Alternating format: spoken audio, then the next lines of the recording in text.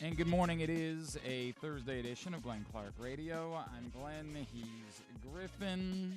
It is game day, which means that Project Game Day returns tonight, immediately following Thursday Night Football. Come hang out with us.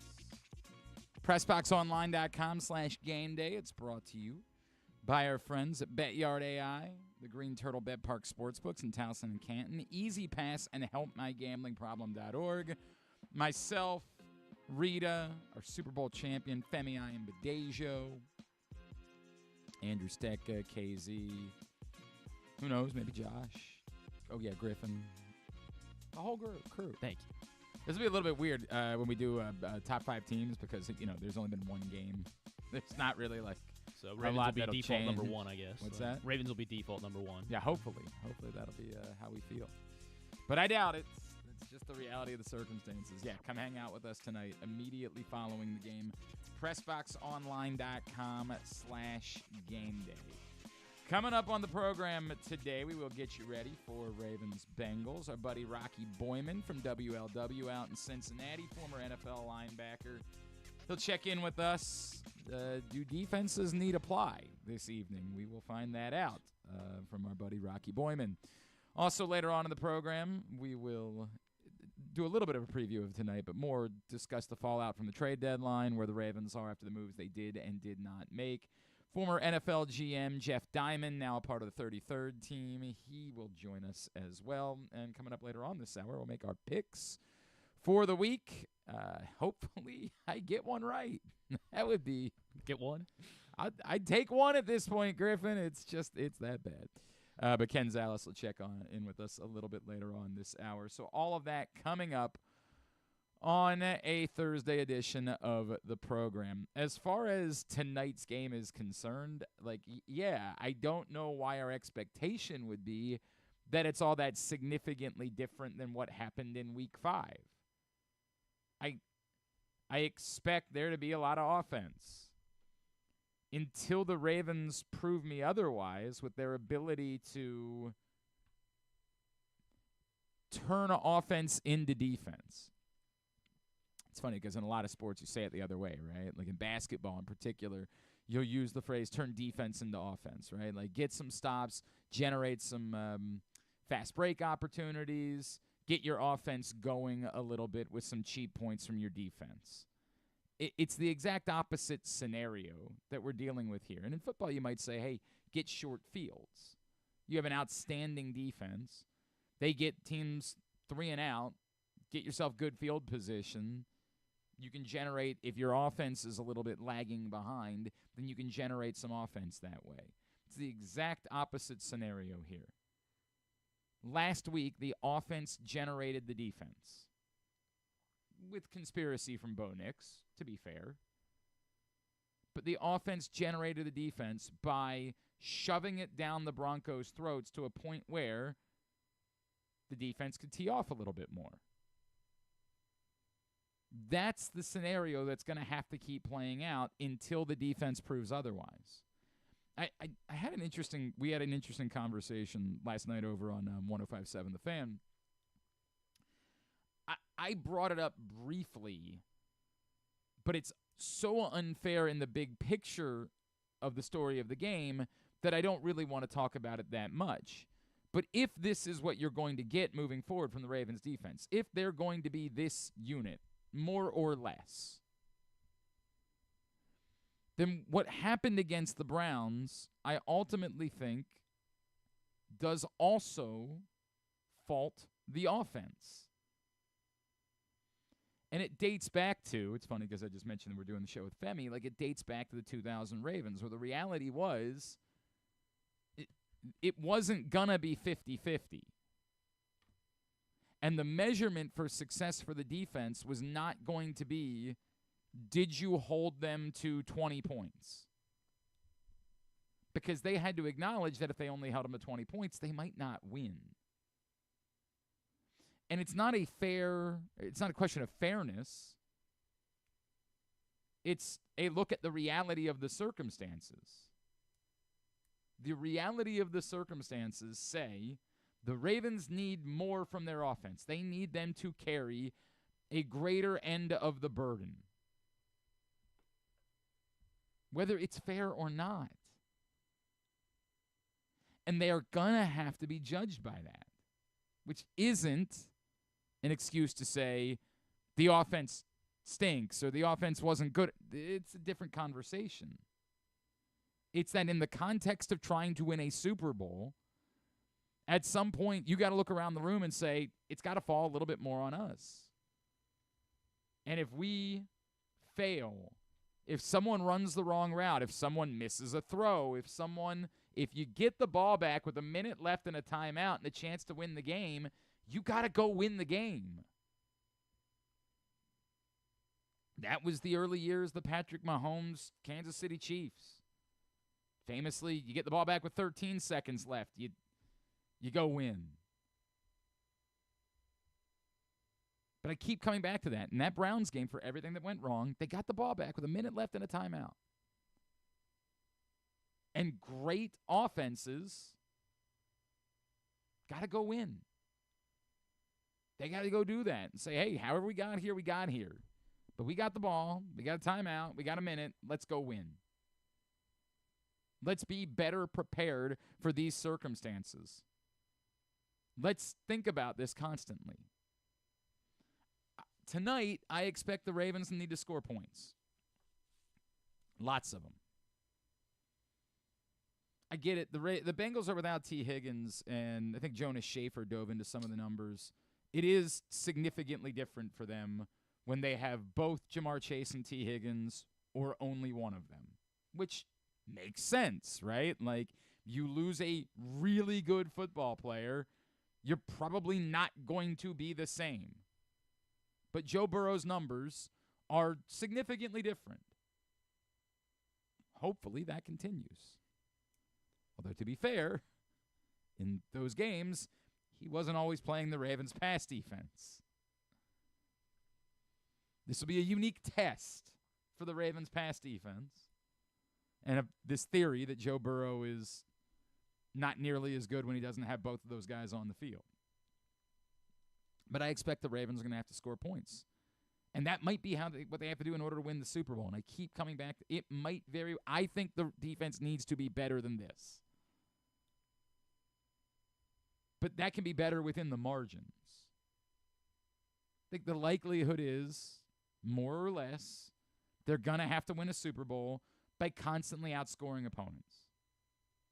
And if that means you got to score touchdowns on 4 straight drives like you did a week ago, then you got to score touchdowns on 4 straight drives. And is that a fair way of measuring a team, of measuring an offense? Absolutely not. But is it what it might take in order to win a Super Bowl? Yeah. I mean, that's where we are. That's what you're dealing with in Baltimore.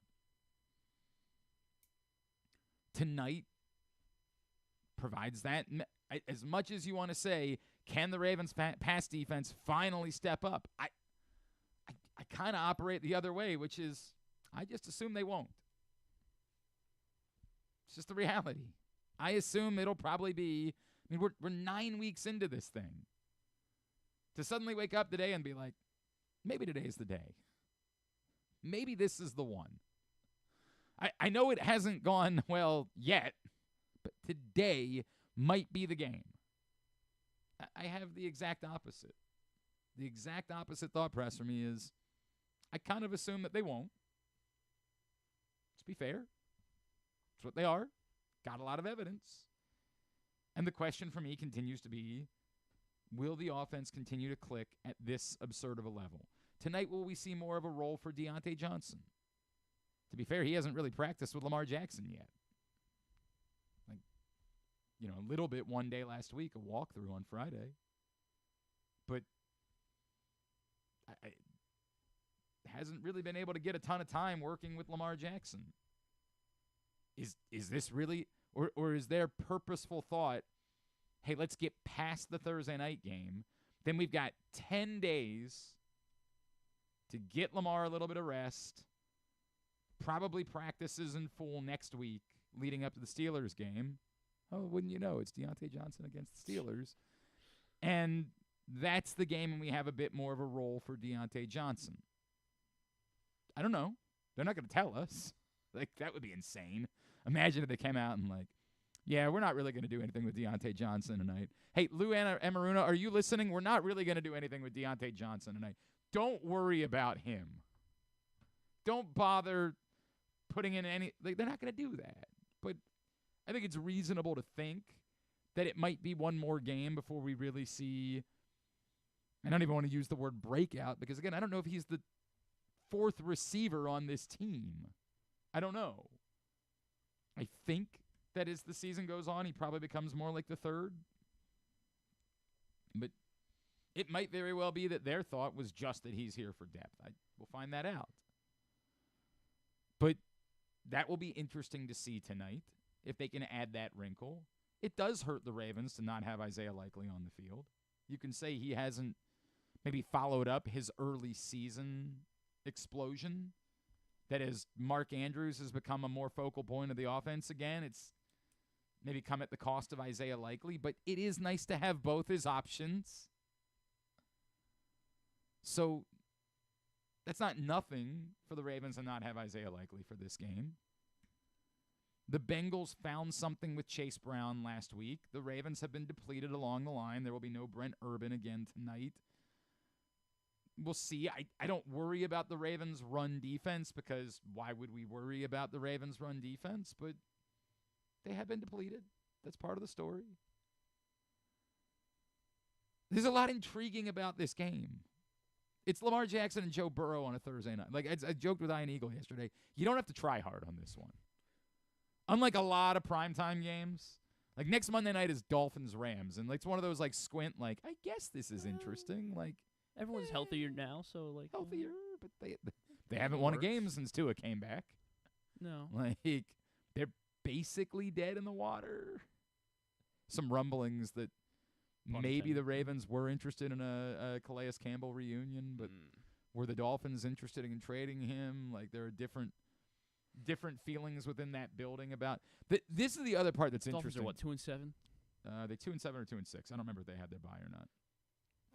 This is the time of the year where it's impossible. Like you remember how many games the team has won, but you don't remember how many games the team has played. Like it's like, are they 4-4? Are they 4-5? They're 2-6. They're 2-6. They haven't had that. So they can run the table and they'll be in great shape. Well, you say that, right? But look at the AFC playoff picture. Because there's 6 teams right now that we look at and we say, those are playoff teams. And maybe we even say that in a flimsy way with the Chargers. We think the Chargers are a playoff team, but they got a hardball lead in the helm. Yeah, they're a playoff team. Their only good win is over the Broncos. They have 4 wins over bad teams and a win over the Broncos, who, when it's all said and done, might end up being a bad team. They haven't beaten a good team yet. They played the Chiefs close. 17-10. Now get to the good team that they beat. They beat. Yes, thank you. Appreciate your help. They got yeah. By the way, yeah, I'm betting them to cover this weekend because they beat bad teams by double digits. Like they cover big numbers against bad teams. It's easy to figure out the Chargers. They still don't score more than 26 points. They scored 27 last week. That's true. They didn't score 27 against the Browns. They beat bad teams. Yeah. Look at all the games they played against bad teams. They're all at least double digits. They're all 12 or more point wins. So I'm betting them to cover a big number this week against the Titans because the Titans are a bad team. That said, their defense is good. Their offense is meh. Hello, Greg Roman. I mean, like this is what it was going to be. They just don't have a dynamic running quarterback to throw into the mix to make the offense unstoppable. That all being said, there's 6 teams right now that we look at and say, oh, those are playoff teams. And that includes the Chargers, who we're squinting a little bit when we say it. And it includes the Steelers, who we're accepting in that conversation. And at this point, they've stacked up enough wins that they're kind of in. We kind of have to deal with that.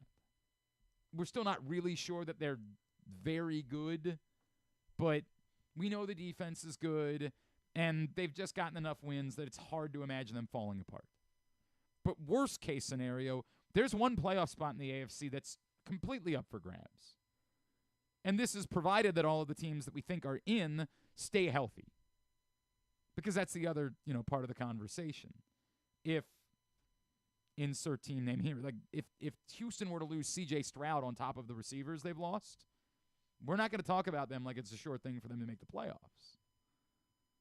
So we can joke about a team like the Dolphins maybe saying we're not going to trade Calais Campbell, but there is at least one more spot still to be had. And I get it. The Dolphins would say, if Tua can stay healthy, who knows? Maybe we can put together some sort of streak where we win 5, 6 in a row, and all of a sudden we're right back in this thing. There is a lot of the season left to be played. I'm not telling you that they will. I'm just telling you that, like, on Monday night, they're going to have to sell it a little bit. Dolphins-Rams is interesting. Well, you still got the wide receivers. It's interesting. That's why I'm saying it's interesting, but it ain't electric. Right. Yeah, it's not a divisional. Right. I get it. There are going to be worse games that will be in primetime for sure. Sunday morning ain't interesting, ain't electric. It ain't nothing. I don't know. The Panthers just paid their running back. That's right. They paid Chuba Hubbard. They gave him, which I don't know what to do with John Brooks now. So I mean, he's still on your IR, right? Yeah, but they're activating him this week. This week they're activating him yesterday, actually. So yeah, might not be a value. Might not be. Might be one of those things. Good thing I drafted him and held on to him. It was worth holding on to him, yeah. But it just might be. This is like the thing where I picked up Khalil Herbert this week, and I'm probably gonna drop him tonight. Like, just what it is. I didn't look at my roster entirely, and really, I didn't really have room for Khalil Herbert. And when it was all said and done, he was a player I wanted to hold, but. In fact, in another league, I picked him up, and I might dump him for Roshan Johnson. I might have decided that there's more room for Roshan Johnson to usurp DeAndre Swift than there is room for Khalil. I don't know. I haven't decided that yet. I haven't made that decision ultimately. But the moral of the story being, you don't have to sell this one. This one's electric. Everybody in the country said, yep, sign us up, despite the fact that the Bengals haven't been very good because we're a quarterback-driven society, right? Like, give us – who are the quarterbacks? Yep, we're in. All in. Sounds good to us. Let's go do it. Bengals haven't beaten a good team. They're like the Chargers. They haven't beaten a good team this year. Barely beaten anyone. They got to prove it. They got to prove that they're more than just a quarterback and a wide receiver. They got to prove that they're a football team. And we'll talk to Rocky Boiman about it later on, but there seem like there are problems that go beyond just they don't have a very good defense or their offensive line issues. It seems like there's some other – that Jermaine Burton thing is so weird. Like, it's one thing for a guy to not show up for a walkthrough and, hey, we got to deactivate him because of it. But, it just the whole vibe there seemed off. Joe Burrow scowling on the sideline. It was funny during the Sunday night game when everybody was like, they kept panning to Joe Flacco, and everybody's like, Jesus, Joe Flacco just is so emotionless on the sideline. I'm like, we've been doing this for 16 years. You're just catching on to that? That no matter the circumstance, it's the exact same facial expression on the sideline? That's the way he looks when he stinks. That's the way he looks when he's throwing for 5 touchdowns and a half. It's the exact same guy. I feel like I have seen other looks from Joe Burrow over the years. I feel like it hasn't always been scowling on the sideline. Maybe I'm wrong. Maybe I just don't watch enough Bengals games because why would I? Maybe Rocky Boiman will say, no, that's pretty much what you get with Joe, no matter what the circumstances are. And so then I'll say, okay, then I don't read into it too much. But it all looked weird. It all just looked, and I get part of that is just the record, right? When you have that record. You can't afford to. Imagine looking too happy on the sideline. We'd overanalyze that as well. Look at this group of losers. They beat the Raiders, although, hey. Beating the Raiders, not a given. We keep saying that. Not a given. They beat the Raiders, and they're partying like it's 1999. I'm like, what the hell's going on over there? I don't know. I don't have all the answers for that. I would say, could the Ravens lose tonight? Absolutely. 1,000% they could lose tonight. Joe Burrow is a hell of a quarterback. It's the NFL. They lost to the Browns 2 weeks ago. They can lose any game. Do they deserve to be serious favorites? I think that's the part that we struggle with. Admittedly, I struggled with it last week when they were, huge favorites against the Broncos. They're not quite as big of favorites this week, but still basically a touchdown. I struggled with that last week, where I was like, man, I just don't know that this team is that good. But it's really a reflection of the offense. I mean, it's genuinely a reflection of as much as we here obsess over the defense, and in fairness, it ain't good. The reality is that the offense is so good that they're still the number 2 overall DVOA team in football with separation to number 3. The Lions right now are number 1 with a bullet. And that's because they, play defense, unlike the Ravens. Like, the Ravens have a dramatically better offensive DVOA than the Lions do, almost 2-1. And that's really what the Ravens are doing. Their offensive DVOA is 2 times better than basically the second best offensive DVOA, which belongs to the Commanders. They have a 21.6% offensive DVOA. The Ravens have a 37.7. Is that good? It's insane how much better the Ravens are offensively than the second best team. It's nuts. And that's the part that I think we're struggling with.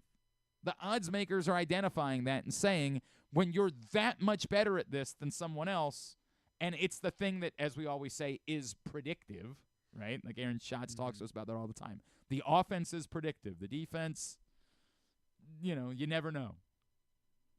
Then the odds maker is going to reflect that. That's your offense. That's what you're doing.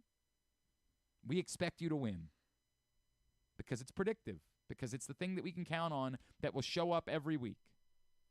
Does it guarantee anything? No, not even close. But I don't think you should go in with, I can't imagine watching this Ravens offense right now and feeling anything other than, I think they can get the job done. I like my chances. So it's what I said when they were 0-2. When we were doing the, could this come apart at the seams? I just kept saying, they have Lamar Jackson. And they might be getting another running back. Yeah, there's the chance that Keaton Mitchell is activated for tonight. I don't. Again, you can go back to what does that look like? No earthly idea. No. I guess one of the questions is, would he return? Oh, would he return kicks? I guess he could. I mean, I know they like Tylan Wallace, right? I could see Tylan Wallace, particularly as the punt returner, maybe stay in that role. It's always the eternal, your punt return is supposed to be a defensive play. Your kick return was always supposed to be an offensive play. Then, I would think you would definitely be on kick return then, because Collier was returning kicks. Was that last week or was that 2 weeks ago? I don't know. 2 weeks, yeah, something like that. Yeah. And so Collier, if Mitchell comes back, Collier's off the roster. Yeah, I think is he already off the roster? Is he? Yeah, I didn't pay attention. He might already be off the roster. First name's Chase, right? Was that the move that they made for? For Tre'Davious White, I think it might have been. I genuinely don't remember, dude. This is my. And by the way, at this point, I would think that Brent Urban would be an IR candidate. If they did need to make another move for Keaton Mitchell, you would think that Urban would be an IR candidate. The fact that, although, I mean, that's tough. Maybe I'll strike that from the record and say given how their lack of depth, I don't think that they sign up for 3 more weeks of not having that player. I'll forget that. I don't think that's what's going to happen. So I don't know what the other. I'm pulling up their list of transactions. Yeah, they did waive Chris Collier for Tre'Davious White.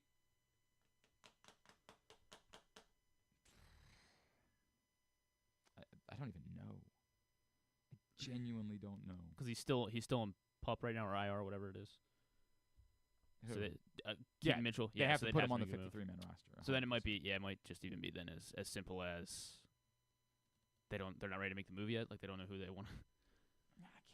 I mean, they could say to Jalen Armour Davis, hey, sorry, dude, you got to go on IR for a few weeks. If he can't play. I don't know how serious his knee injury is, but I mean, that just could be the option. Elijah Moore twisted his knee. Wait, was Jalen Armour? Was he even activated? Where was he? Was he a healthy scratch last week? Is that what you're? I think so. Kind of go back to the. It was only 3 days ago. It was only 3 days ago. I know. I used to pay so much attention to these things too, like legitimately. I used to pay all sorts of attention to these things, and now it's, come on, man, like it's just not. Or could Eddie Jackson just be outright let go? Jeez, let go. What was the contract on Eddie Jackson? I guess it was next. Yeah, I guess it's. I mean, anyway, I don't know. They would have to make the point is they would have to make Rasheen Ali on IR or something. What's that? Rasheen Ali, throw him back on IR. Or? I mean, that's a bit dubious when you're not even on an injury report. To then he was listed as an ankle on Sunday for as. What was he on the injury report this week? He wasn't. He wasn't even on the injury report. I don't remember. He estimated or whatever. Hang on a second. Okay. Rasheen Ali was. I mean, he was a full participant in practice. That's a bit dubious to go from full participant in practice to being put on IR. I mean, look, dubious things happen all the time. It's not saying it couldn't be the answer. It's just that's a bit much. It's a bit much. I don't know. All right. What was I? I don't remember what I was saying. We're trying to figure out which 47 guys would be active. That's right. That's exactly what I was trying to figure out.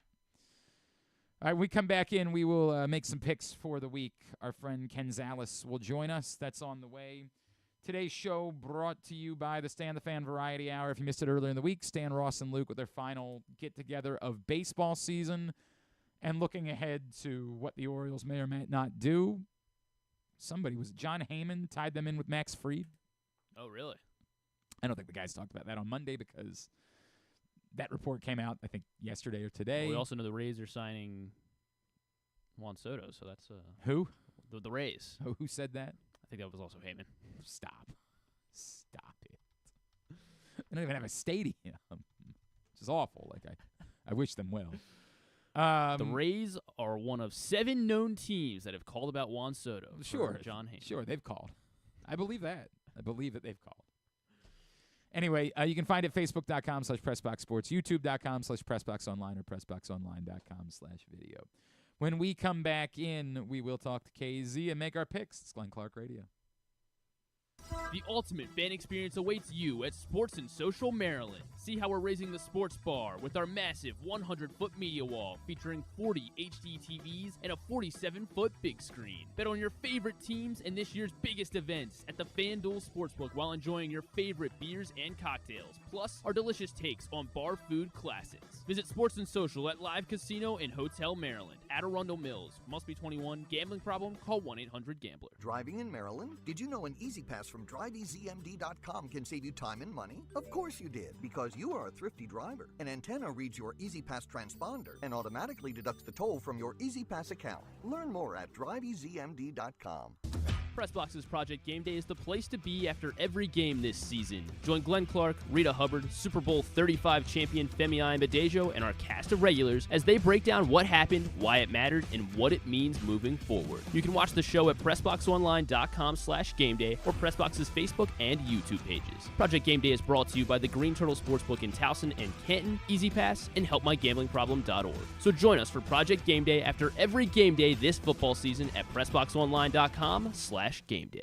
Treat yourself and taste the Baltimore tradition that is the legendary Costas Inn. Hey, it's Stan the Fan Charles. For over 50 years, the Costas Inn has been a Baltimore original, dishing out their amazingly scrumptious, fat, award-winning crab cakes and steamed crabs. Every season is crab season at Costas, so make your plans now by calling 410-477-1975 and reserve your taste of heaven. Sit back, crack some crabs, and watch the Ravens chase down another title on Costas' 15 TVs. On Monday nights, Costas offers their half-pound jumbo lump crab cake with 2 sides for under $30, and there are nightly specials Monday through Friday. So head on down to the Costas Inn at 4100 North Point Boulevard or visit them at CostasInn.com.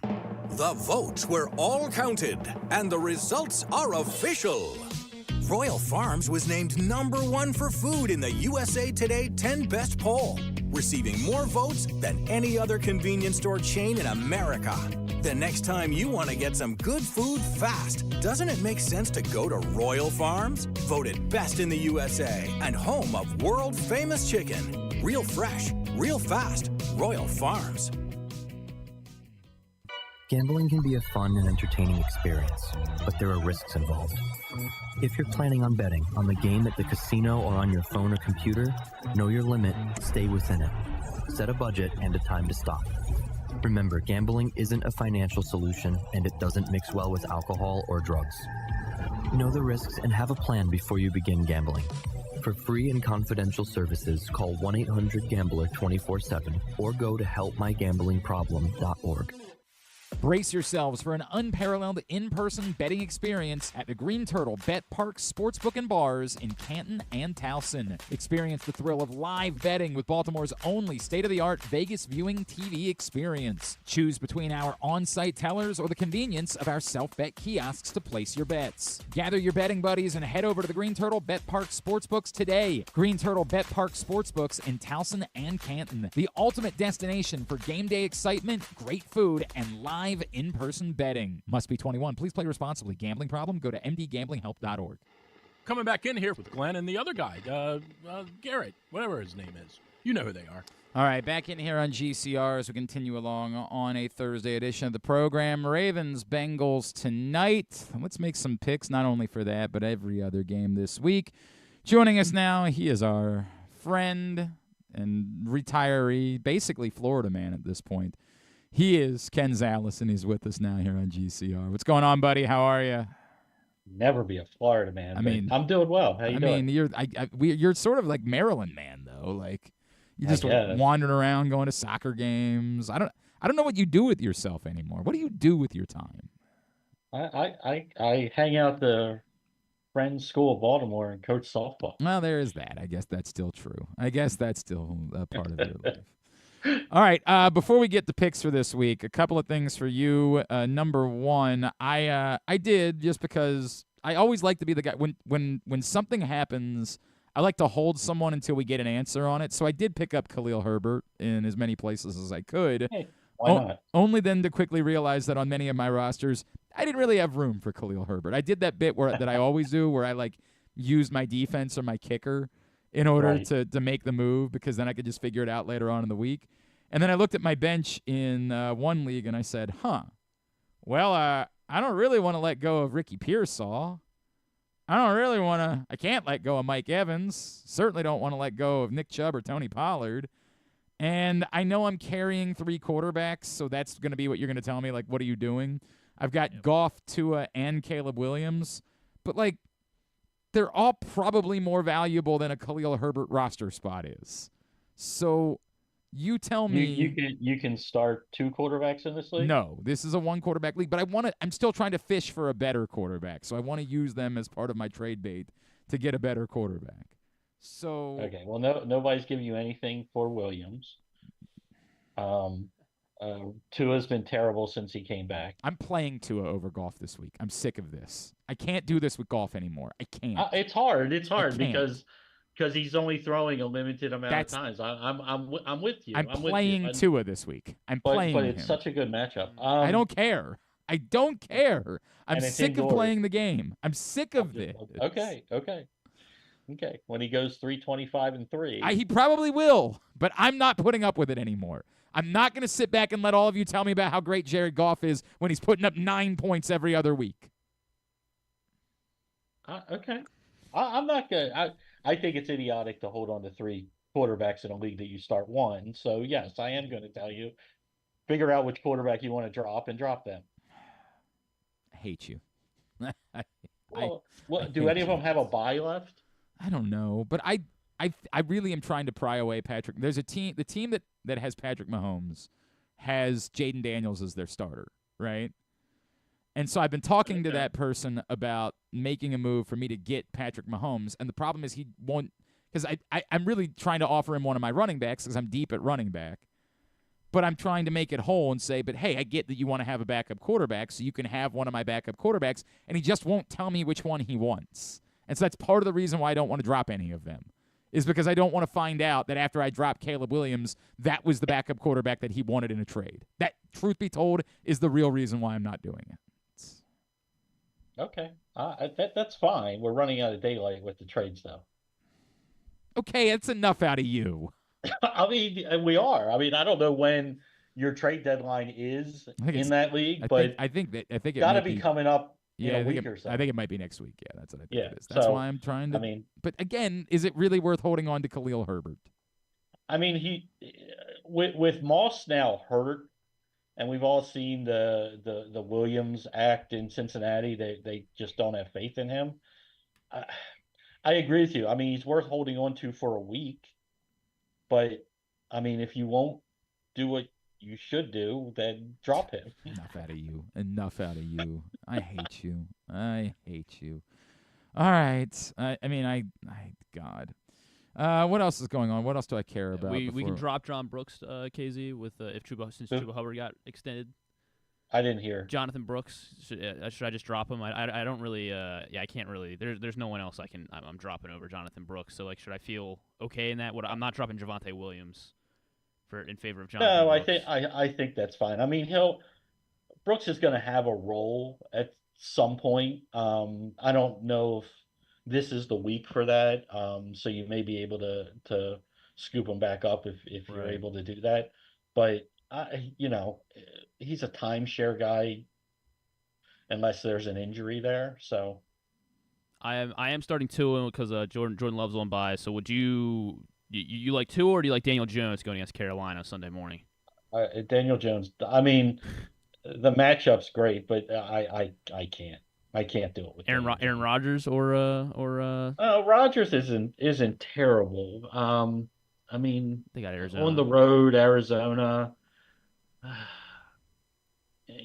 I'm probably going to All right. This is the last one, and then we'll make some picks.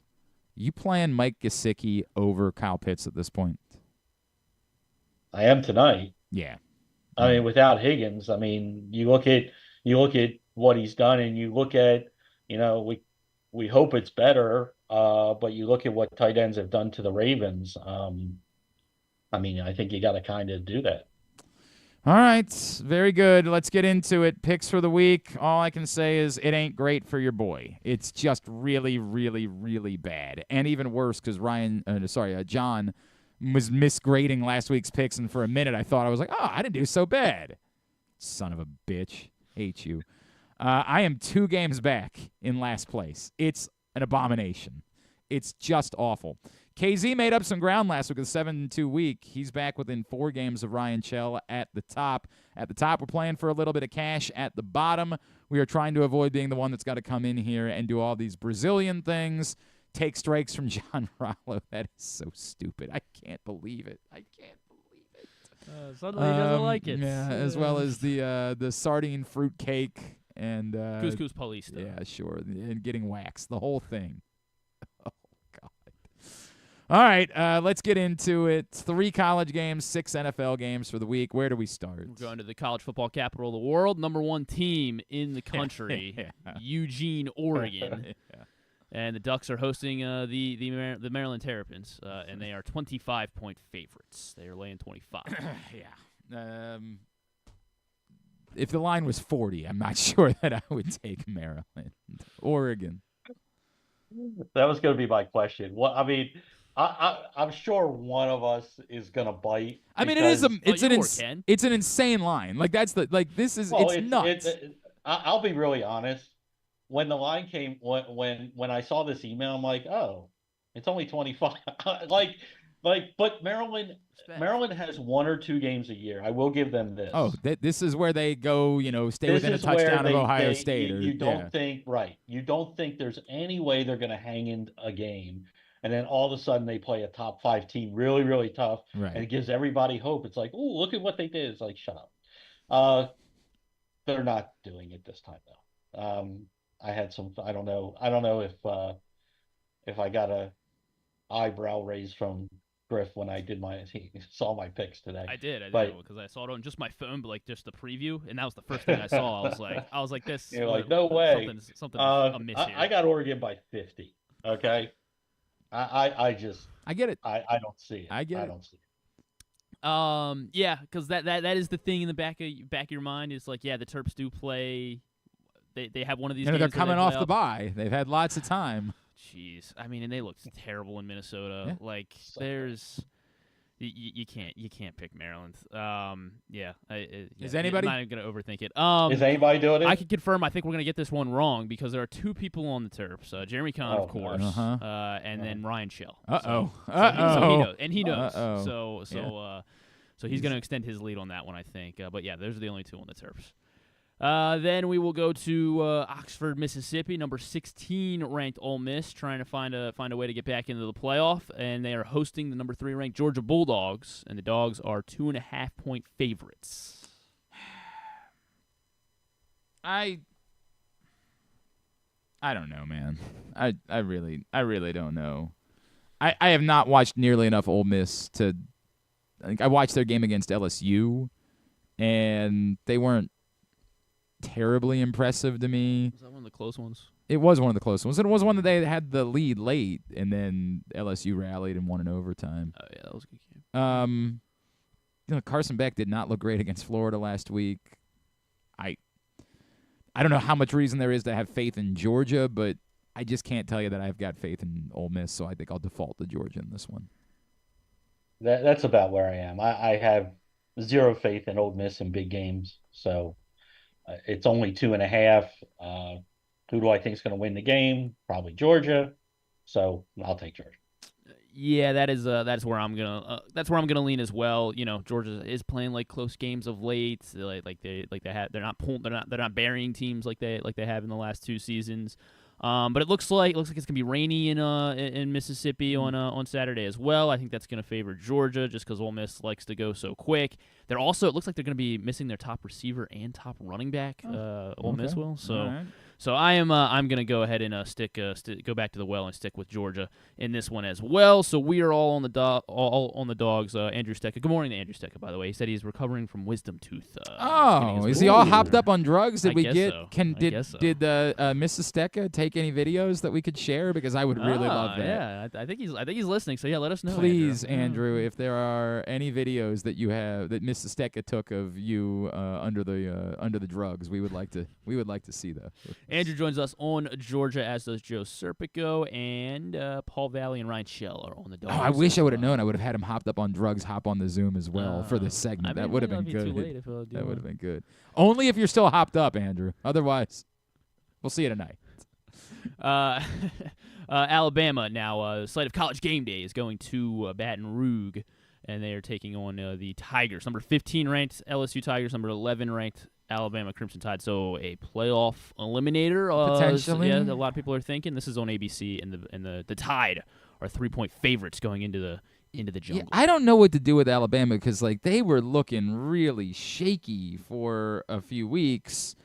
Only then to turn around and paste Missouri 34-0. And I think part of that is we obviously gave Missouri way too much credit at the beginning of the year. I think that's part of the story. But this is the same Alabama team that lost to Tennessee and barely beat South Carolina at home and lost to Vanderbilt, who we do acknowledge is better than we thought they were, but still. LSU at home. This is primetime, correct?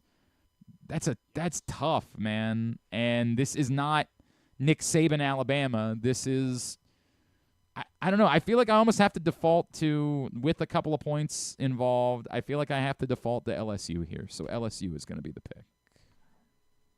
Yeah, it's not enough points for me. And I don't have any faith in either one of these teams this year. And LSU's coming off a loss to Texas A&M. I get it. Yeah, I get it. Right. I mean, a big loss. And again, I know it's not Nick Saban's Alabama, but it still is Alabama in a must-win game to stay in the playoffs, to stay relevant this year. I'll default to Alabama. So even though I did take I took Georgia as a slight favorite, SEC Dogs are hitting at like 70% this season in conference play. And I mean, yeah, this is going to be. We're going to find out, what this Kalen DeBoer Alabama team really is made of. But they've lost their last 2 games on the road now, and they're not Alabama of old. So I don't trust them either. I'm going to take the home team getting points here. So I will take LSU as well. And Glenn and I are in the minority here. We're only joined by John in Little Rock and Ryan Shell on that. Now that's a good one. That's the one that we want to have. Like that part. Stecca said, "I'm on drugs, but not the kind that make me silly." So, just the normal drug. I hope that it's something crazy like whippets. That would be great. Now to the NFL to Sunday at we're not picking the Germany game, which kind of bums me out. Griffin always asks it whenever there's a standalone game, we pick it, no matter how garbage it is. I think that should be the rule. No matter how terrible the game is. Denver is going to Kansas City, and the Chiefs are laying 8 points. I'm really frustrated by this. Points. This number was as many as 9.5 at one point this week, and then I think everybody caught on to the same thing that I know, which is that the Chiefs don't cover big numbers. So the number got back within normalcy. Still, last 5 times, the Chiefs have been favored by more than 7 points. They've covered just once in those 5 games. I know the Broncos look like a disaster against the Ravens. Let's be straight about this. The Chiefs' offense, while better since adding DeAndre Hopkins, isn't nearly as good as the Ravens. I get that their defense is much better, but the defense wasn't really the issue last week, right? Like I think I'm going to take the Broncos, not to win, but to cover, because the Chiefs don't cover big numbers. And maybe this is insane. Maybe this is a bonkers way for me to go down when I'm already down by 2 points, is to pick against the Chiefs. But they don't cover big numbers, and until they start proving it consistently, it's a theory that has worked for me. Give me the Broncos. So this is one of those games that I'm picking against what I think, because everything that Glenn just said, I agree with. We have all been burned many, many times over the years with these big numbers and the Kansas City Chiefs, and it was inflated because Denver got blown out last week. But I'm closer to the top of the table than I am to the bottom of the table. So, and as we get going, there's fewer weeks left than we've already done. Where can I pick up a point? I have a feeling it's here, because I think a lot of people are going to agree with Glenn. So I'm going to take the Chiefs and see where we go. Yeah, like it feels like the Chiefs haven't covered like once this season, which I know is not true, but that's what it feels like. And I also kind of feel like Bo Nix, should be due for a little bit of a bounce back game here, even though he's going against he's staying on the road and he's going against a better defense than the Ravens. But I feel like he can only be kind of better than what he did in Baltimore. And all that being said, I'm just not gonna pick. I'm not gonna pick against the Chiefs, even though they don't cover big numbers and all everything that goes with that. I don't feel like picking against the Chiefs. They lost to the Broncos, beat them for like the first time in like the Mahomes era last season. So I think they'll carry some of that into this game as well. I will take Kansas City. And we are largely split. It is a 6-6 tie here. Ken and I are on Kansas City, as is James Revere, Jeremy Kahn, Joe Serpico, and John Proctor. That means I got Ryan Shell. You do have Ryan Shell. This is good news. This is good news. But this is what I was saying. Yeah, I you need to split with him Shell. somewhere. I get it. You also had a drugged up Andrew Stecca making his picks on your side too. So no, I don't know. Well, I guess we'll find out what it drugged up. But not abnormally drugged up Andrew Stecca. Just a regular. But without wisdom. Andrew It's Stecca. true. No longer with his wisdom. Thank you. Staying in the 1 p.m. Wait, that was the window. Andrew Stecca that had wisdom? I know. It's good news that the Raiders play on Thursday, because this is a strong 1 p.m. window on Sunday. The Washington Commanders are hosting the Pittsburgh Steelers. And this is the local CBS game on Sunday. And the Commanders are 2.5-point favorites. This is really tricky, man, right? Because the Steelers are freaking zombies. I genuinely believe the Commanders are better than the Steelers. But the Steelers are freaking zombies. And inevitably there will be a bunch of Steelers fans in D.C. And they're coming off a bye. Steelers. I hate this. Steelers. Wait a minute. I read this wrong. I'm getting 2.5 with the Steelers. No, you are. You are, Yes, yeah. you're getting 2.5. Correct. For God's sake, the most overblown story of the year are the Commanders. No, it's and not. they're better. I don't want to take anything away from them. They're better. They found their quarterback of the future. They're the number 2 DVOA offense in football. Great. They've played terrible teams. Give me the Steelers and a real defense, and you'll see what happens again. It'll be the same. It'll be very similar to the Ravens game. They're going to lose by 7. Play a good game. I'm getting points with the Steelers. Give me those points. I don't know if he was just kidding about reading it wrong, but you picked the Steelers anyway, so now so Ken's definitely firmly on Pittsburgh. He was saying Steelers, he thought they were. I thought I was giving 2.5. Right. Yeah. I didn't realize I was getting 2.5. Right. Yeah, you're getting 2.5. This is the same. I don't think I'm not as down on the Commanders as KZ is, but I do think, this is one of my rules as well. If the Steelers are getting points, you freaking take Mike Tomlin. And the Steelers also they do the Ravens thing as well. Mike Tomlin is 25-6 against rookies. Even if Jaden Daniels is different, I'm gonna take Steelers getting points here. You said Steelers, Glenn? Yes. On the commies, James is on the commies, as is Joe Serpico and Kyle Ottenheimer. We are all largely taking. But we've the got underdog King Steelers. Ryan Shell on our side. We do have King Ryan our Shell, guiding yeah. light. And a quick omission here, KZ. So Trevor Lawrence, they just said unlikely to play Sunday. So play Mark Andrews over Evan Ingram tonight. Or does that? Yeah. Okay. All right.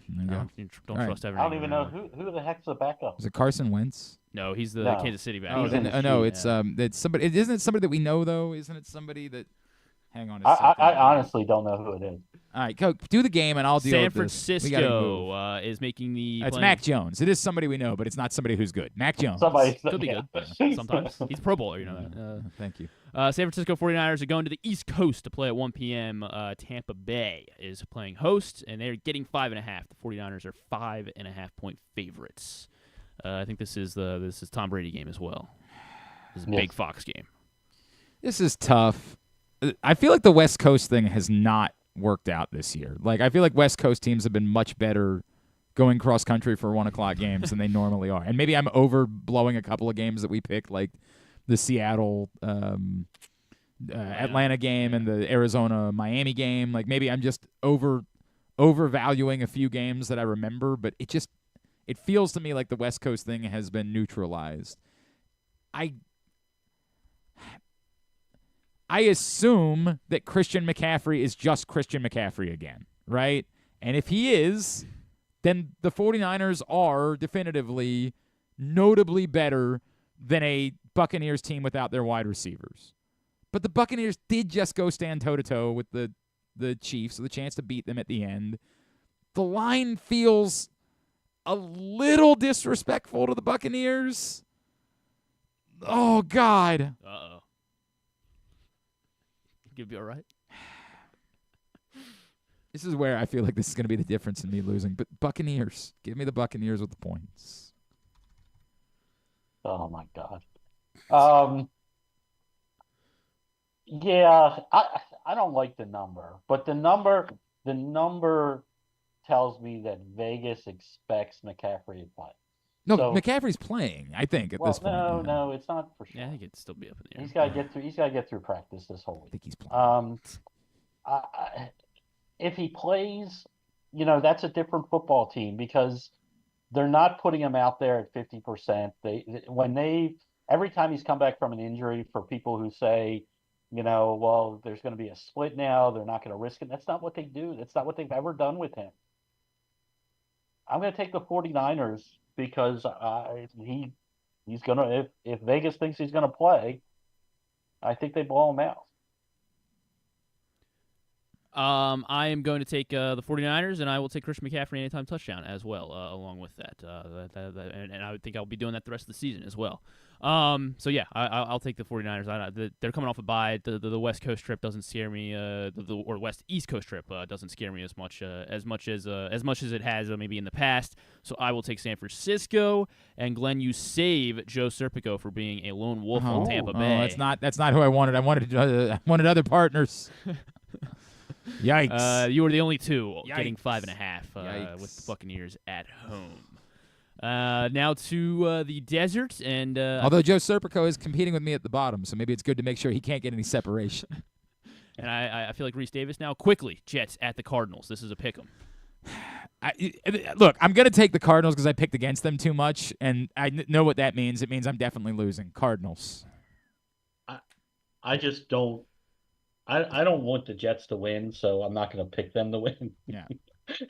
How's that? How's that for analysis? I I don't have faith in either one of this game. Maybe the Jets figured something out last week in the second half, but I can't forget about the first half. And Cardinals have played close games, so it's no points. Why not? The Cardinals have gotten they've got me they've made me lucrative at least in this contest so far this season. So I'm not gonna bail on them now, especially with the Jets making a long trip, and they're still a 3-6 team. So at the end of the day, you are what your record is gonna say you are. So I'm taking Arizona as well. We are split on this one. The three of us are in Arizona, as is James Revere, John in Little Rock, and Kyle Ottenheimer on the Arizona Cardinals. Next Sunday Night Football, Detroit Lions head to Detroit. Houston. I don't care. Detroit. They're laying 3.5. Detroit. Have you seen the Texans Detroit. uniforms? Yeah, I actually don't love them as much as you do. Detroit. I think I like the red with the normal helmet. I don't think I like I don't like this. Detroit. I like the chrome helmets. Detroit. Yeah, you know where I'm going. I'm not betting against Detroit the rest of the season. Detroit. I will, because doesn't seem like the best spot. This is their fourth road game in 5 weeks. Indoors. And golf indoors. So the Texans. Nico Collins might even play this weekend. I'm taking the home team getting points in prime time, especially when they're wearing that helmet and that uniform combination. So I will take the Houston Texans, as will Jeremy Kahn is on the Houston Texans, Joe Serpico, John in Little Rock, and we are the four on the Houston Texans on Sunday Night Football. And then finally tonight on Prime Video at 8:15 is the time for not 8:20 everyone, 8:15. So make sure you get there you're ready 5 minutes normally for 5 minutes earlier. Get to it. Ravens are laying 6. Ravens. Bengals. It's 6. I'm sorry. They play. If by the way, if T. Higgins were playing tonight, I would be on the Bengals in the 6. Do you think the line will be closer? The Sicky's going to score 2 touchdowns. It's just I don't believe the mirage that magically the Ravens are this defensive team that slows people down. They played the. They played. I don't think they are. No, they're not. I don't think they are. That's the point. I don't think they are. So if it's a high-scoring game, I don't. 6 is too much for me. 6 is a lot. It's a divisional matchup. They were obviously they nearly lost it last time. This is Cincinnati's season. Yeah, I'm still gonna. Do you remember the Bengals? Saying that it's their season does not suddenly make me say oh, well, they'll definitely be better.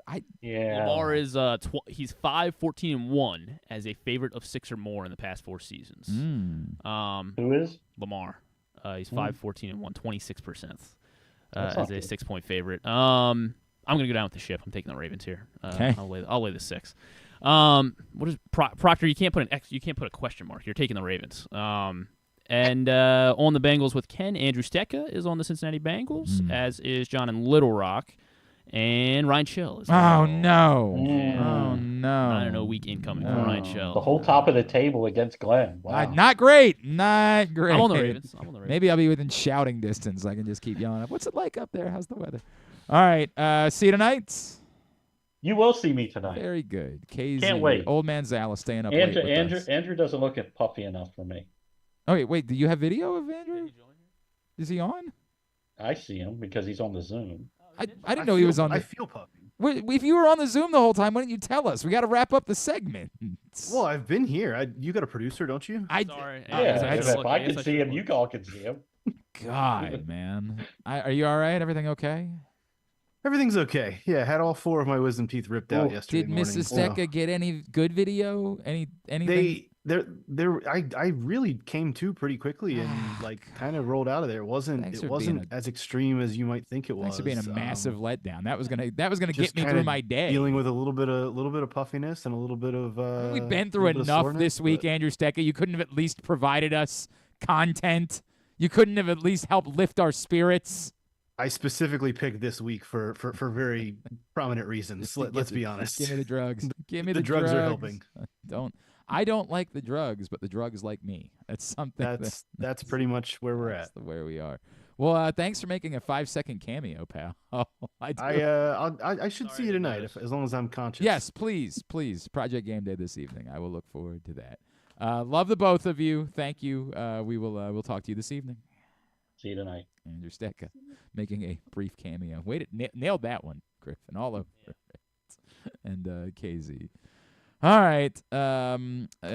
Real quick before we talk to Jeff Diamond, got to tell everybody about what's going on at Live Casino and Hotel because our lines are always brought to you by FanDuel, and the FanDuel Sportsbook is right there. Absolutely, and you should also make your way over there for every home game during Baltimore or Washington's football seasons because every time that they score a touchdown during said home games, Baltimore or Washington this season, you get $7 in free slot play. Live Rewards members who have their Live Rewards card inserted into the slot machine. Any slot machine on the floor are actively playing, maybe like Jermaine Burton.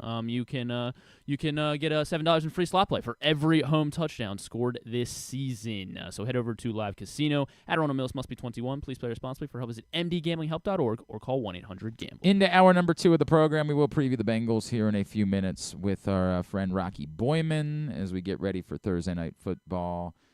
Not a whole lot else. That neither Morgan nor Coppin was a winner last night. Morgan losing at home to Mercyhurst. Coppin getting hammered by High Point. Before we talk to Rocky Boiman, we'll talk to... Right, I said in a few minutes we'll talk to Rocky Boiman. I said coming up next we're talking to Jeff Diamond. I knew. I said everything correctly. I promise you.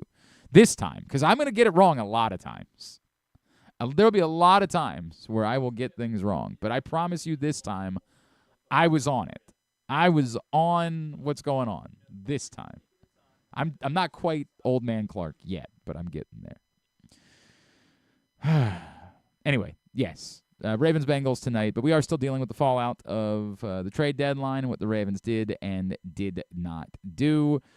Some report I referenced there's some rumblings about Calais Campbell. There were also multiple reports yesterday that linked the Ravens to Marshawn Lattimore and said they were in on Marshawn Lattimore, but the price just got too high when the Commanders were willing to go to a third-round pick at plus. It was a third-round plus.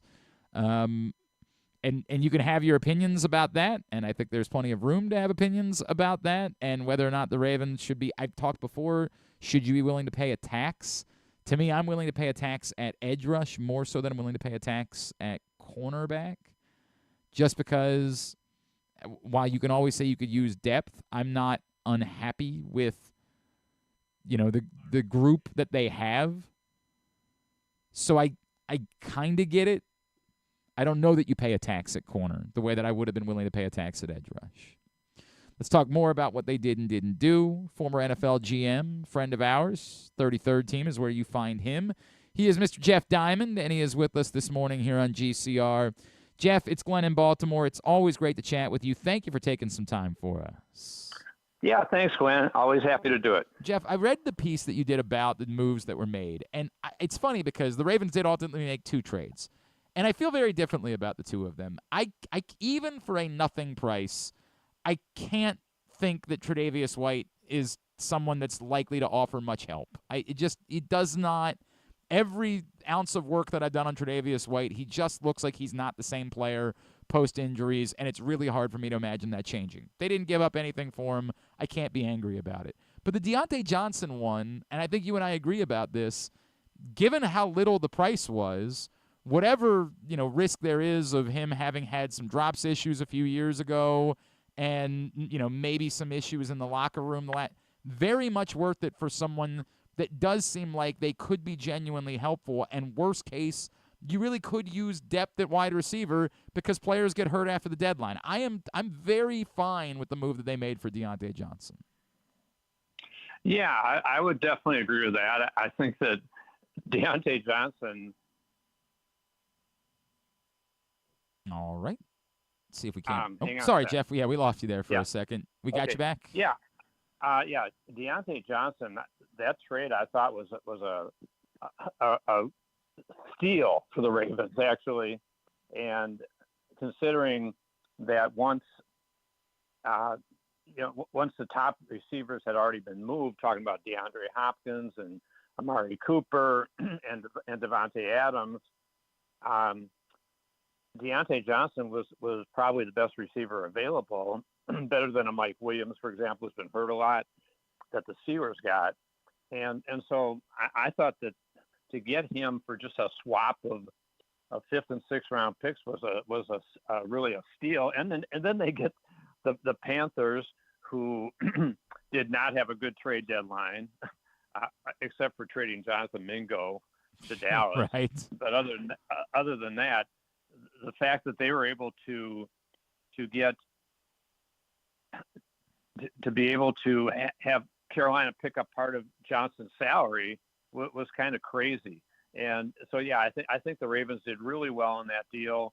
And you put him with Zay Flowers and Rashad Bateman, and all of a sudden you've got a pretty excellent trio of wide receivers.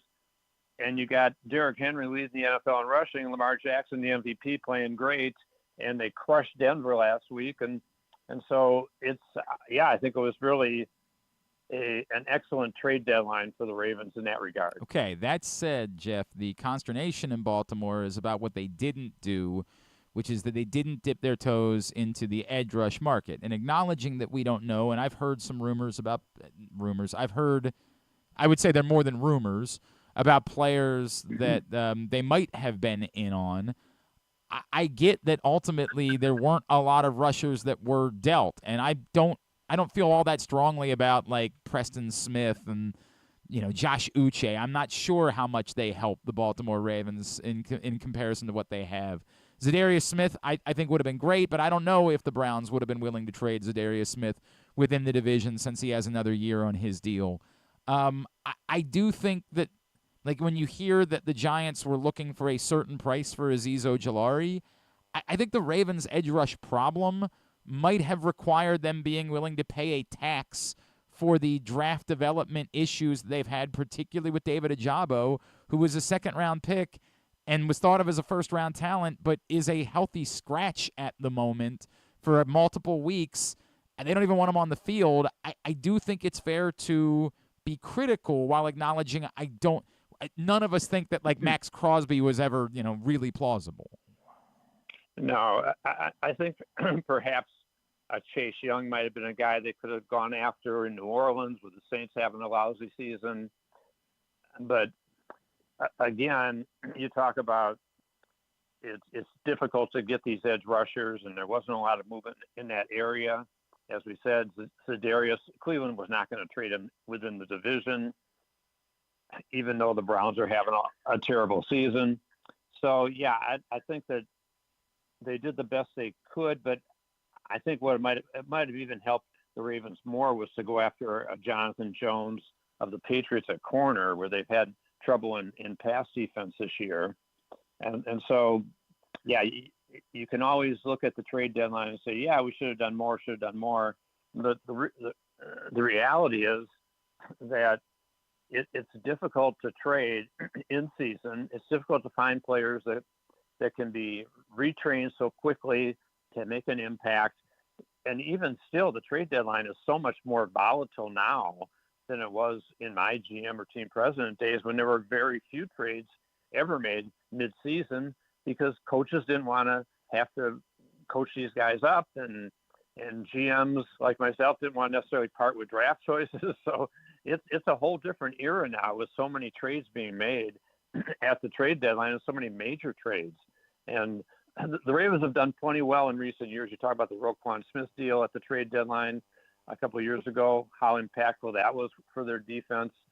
And so, yeah, it's hard to criticize Eric DeCosta for anything that he's doing when he was able to sign Derrick Henry in the offseason, who's the NFL's leading rusher, and how they have built that team in Baltimore. He is Jeff Diamond. He is with us here on GCR. Jeff, I feel like it transitions into the conversation about what the team is. Separating what you could or could not have done at the deadline. I think the real question is at this point, given how much the pass defense has struggled, and particularly the unbelievable amount of time, because the weird part is they actually are among the leaders in the NFL in sacks, some of that inflated from earlier in the season, but they're near the bottom of the league in pressures and time allowed to throw. Have they done enough to feel like this pass defense is good enough for them to be able to win a Super Bowl? Well, again, that's debatable, and you talk about could a quality corner have helped in coverage? Yeah. Could another pass rusher help? Certainly. And we know Matabute is a great player, can't do it by himself, and so yeah, I mean, it forces them perhaps to blitz a little more as the season goes on than perhaps what they wanted to do. But the Ravens' offense has been so dynamic that maybe it's good enough to offset that. We'll see. The problem is Kansas City is still looming out there. and hey, first things first, they got to handle Cincinnati in the Thursday night game. Got a tough schedule ahead at Pittsburgh next week, at the Chargers. So the Ravens at 6-3 have some work to do still. And then they have the Eagles after that. So it's a really challenging 4-game stretch that starts with that Cincinnati game.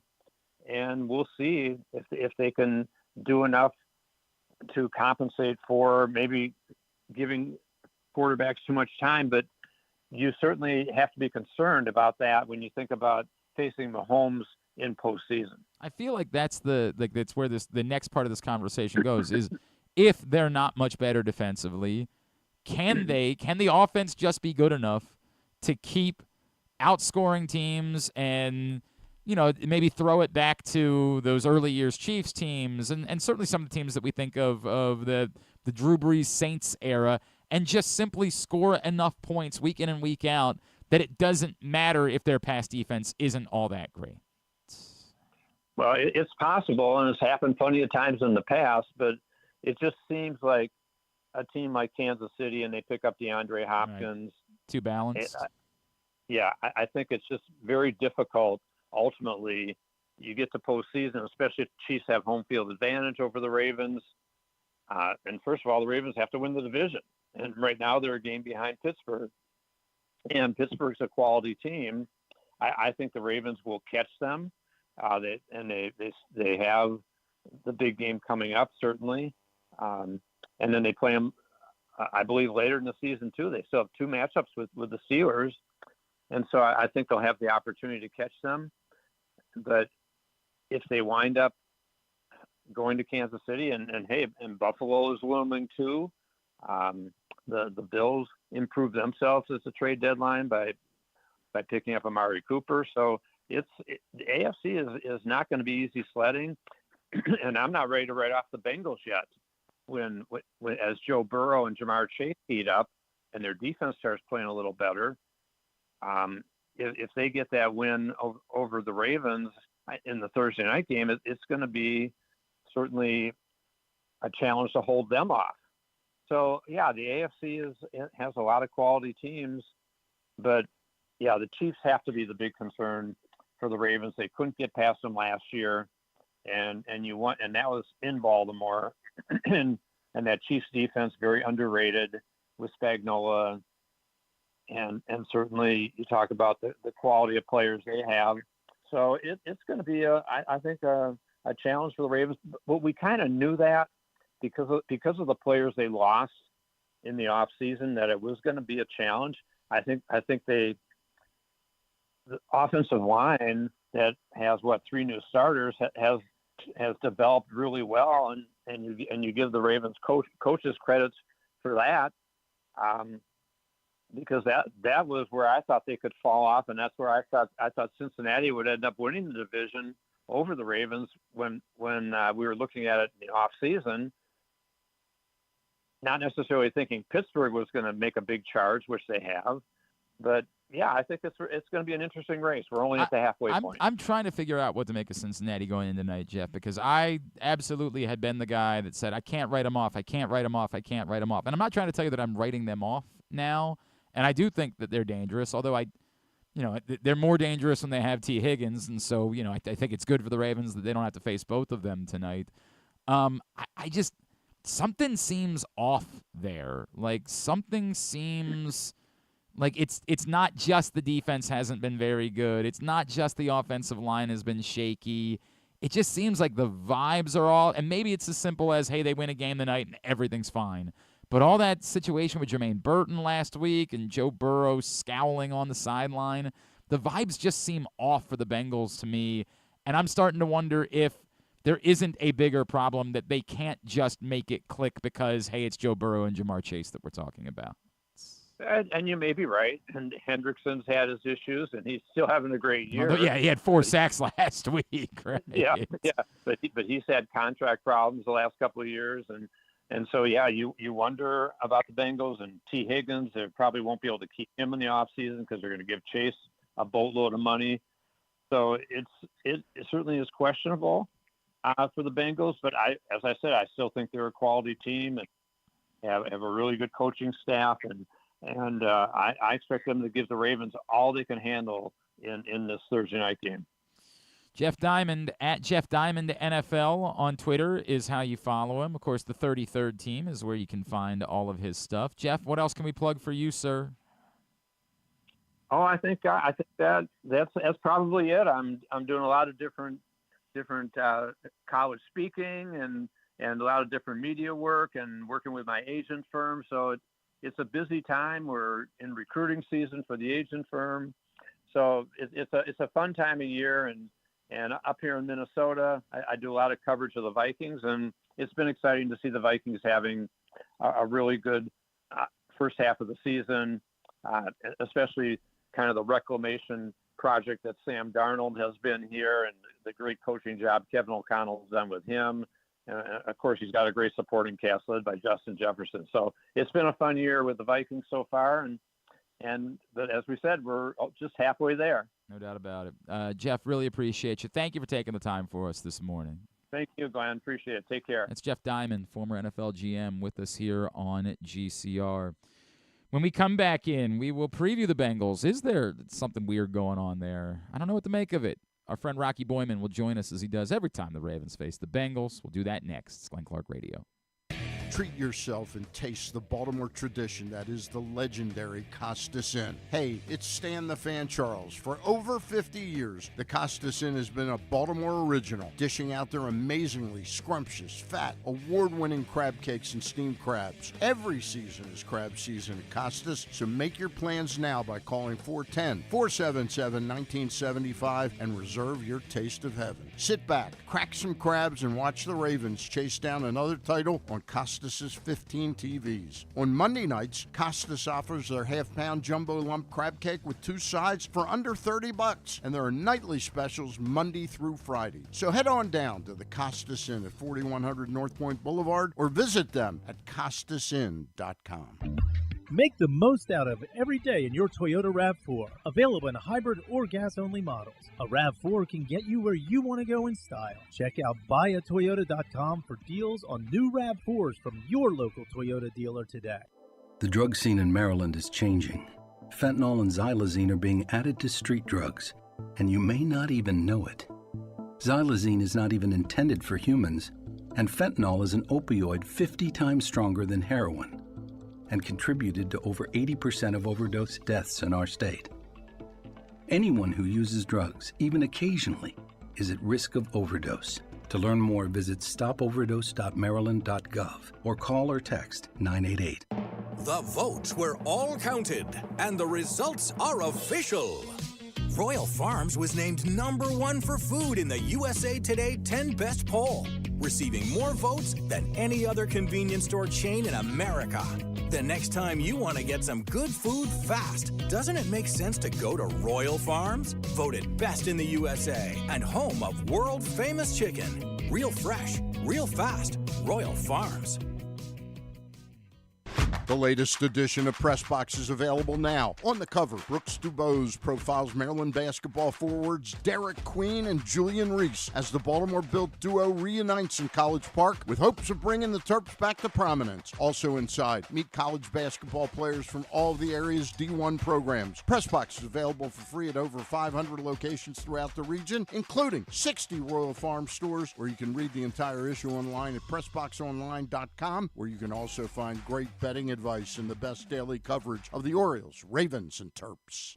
Need a trophy or award that's as unique as the achievement? Look no further than Crown Trophy. With locations in Owings Mills and Gaithersburg, they specialize in custom trophies, plaques, and medals for any occasion. From sports and academic awards to employee recognition and corporate gifts, visit crowntrophy.com today and let them help you create a lasting memory for your school, team, or business. Crown Trophy is a proud supporter of the Maryland Public Secondary Schools Athletic Association. crowntrophy.com.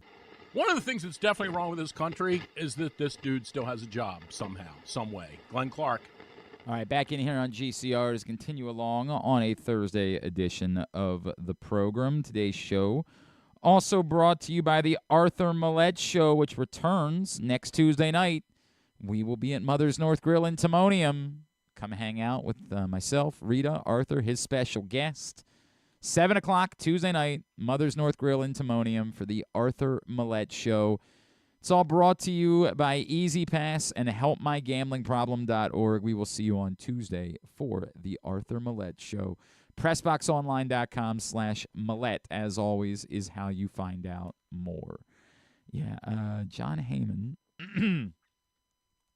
My apologies. I'm still getting my voice. I've sucked down like 3 bags worth of cough drops this week, and I am still. It's probably the weather on top of the fact that I was yelling at my kids all weekend. Like, that probably has something to do with it. It's still a struggle, and I don't care for it. But yeah, John Heyman said that the Orioles, Red Sox, and Blue Jays are all in on Max Fried, which. Look, again, he said that the Rays were in on Juan Soto, and come on, dude. Like, the Rays aren't in on Juan Soto. So let's be careful about how much we react to that, because if that just means, oh, yeah, the Orioles made a call, a lot of teams are going to make calls about a lot of guys. But compelling, it's a hell of a left-handed pitcher to go after. Compelling to say the least. You are, I mean, you could develop a Cade Povich too, maybe. Think. Oh, right, that's right. Everything that's that he right. does. Yeah, I forgot about the whole Max Fried Cade Povich thing. Very, very compelling. That would be. I really wish that report didn't exist, because now I have something to be disappointed by. Right, like if the Orioles were never tied to Max Fried, then I would have never thought that was something they never would. had Max Fried. So Correct. Yeah. Now, exactly right. The problem. I kind of wish I'd never seen that. All right. It is Bengals week again, and it's Bengals night tonight, in fact. And every time the Ravens face the Bengals, it is always a pleasure to bring back on former NFL linebacker, host on WLW, just all-around great dude, and our friend, Mr. Rocky Boiman, and he's back with us now here on GCR. Rock, what's going on, buddy? How are you? Glenn, I'm great, brother. It's always great to be when the Bengals play the Ravens, because you and I get to talk and kind of solve the problems of both teams. And if they would just listen to us, right, everything would be all never right. lose the game. Everything. Yeah. By the way, I believe it went almost exactly the way that we expected it to the last time we talked. I believe that was the case. Yes, I agree. Rock, I have been someone that can't write off the Bengals. As much as they've struggled, I've seen too much of Joe Burrow, Jamar Chase over the years to be able to write them off. I'm suddenly in the last 10 days very confused, because this hasn't felt like typical Bengals early season troubles, but like the whole thing with Jermaine Burton last week, and then everybody overanalyzing Joe Burrow's facial expressions. Is there a bigger issue going on with the Bengals that isn't just, hey, this team always gets off to slow starts, and we kind of knew that they were going to have some defensive things they were going to have to overcome this year? Is there a vibes problem within that football team at this point. I think there is, and I don't think it's one like underlying big cancerous issue. I just think it's just happens to be a season where little things pop up. Now, I will say the thing that got it all started was the Jamar Chase holdout contract thing, and I understand both sides. I understand his side of, hey, I'm one of the best in the league, and I want to be paid like it. And I understand the Bengals side of saying, hey, this is a business. But regardless of who's right and who's wrong, that got the season off to a funky start. And then from there, you get the normal Bengals slow starts, and you're losing to a team like the Patriots, which they absolutely shouldn't have. So that kind of gets things going on the wrong foot. Lost, 3 of the first 4 games. And then, there were some injuries defensively. And like, okay, we're kind of dealing with that a little bit. Injuries offensively, we're able to deal with that. But then people got healthy, defense got healthy, and I'd say one of the biggest issues right now with this Bengals team is the defense is just not a juggernaut. It's just not, for the most part, they're healthy, and they got some good players. Trey Hendrickson could possibly win, AFC Defensive Player of the Year. I think he's certainly that good. But outside of that, it's been the Bengals' inability to draft and develop guys on defense. And they also have not added any guys on defense, like playmakers, in free agency. So we're kind of stuck in this thing where they're just not – I always say a defense, you need, 8 guys out there that are solid and really good and do their job, and then you need 3 just dudes, right? You need 3 guys that are game wreckers. And I think the Bengals have 1 game wrecker, but they're missing those other 2. And then, you got the Jermaine Burton kind of drama. It's just the little things keep popping up and just kind of get this team going off a little bit. Rock, the number, it's weird because it's not surprising that, you'd be better with both Jamar Chase and T. Higgins than you would be with just one of them on the field. The numbers are a little bit more jarring than maybe I expected them to be for Joe Burrow when he has both receivers on the field and when he doesn't. How much different are the Bengals tonight with just Chase and not Higgins than when we saw them in Week 5 and both of them were torching a very porous Ravens pass defense? Yeah, T. Higgins is a phenomenal player. His issue his whole career has been injuries, and I know, and he's not. From what I hear, it's not like he's making business decisions and, hey, I'm going to kind of sit out and worry about next year. I don't think that's the case. I think he's just, he just got one of those bodies that just kind of keeps happening to get hurt. But he's a phenomenal player. So, anytime you lose a phenomenal player, that's going to hurt you. I'd say the good news is, last week, Joe Burrow, he hit, he started off the game 15 of 15. And this is with no T. Higgins in the game. He did not play.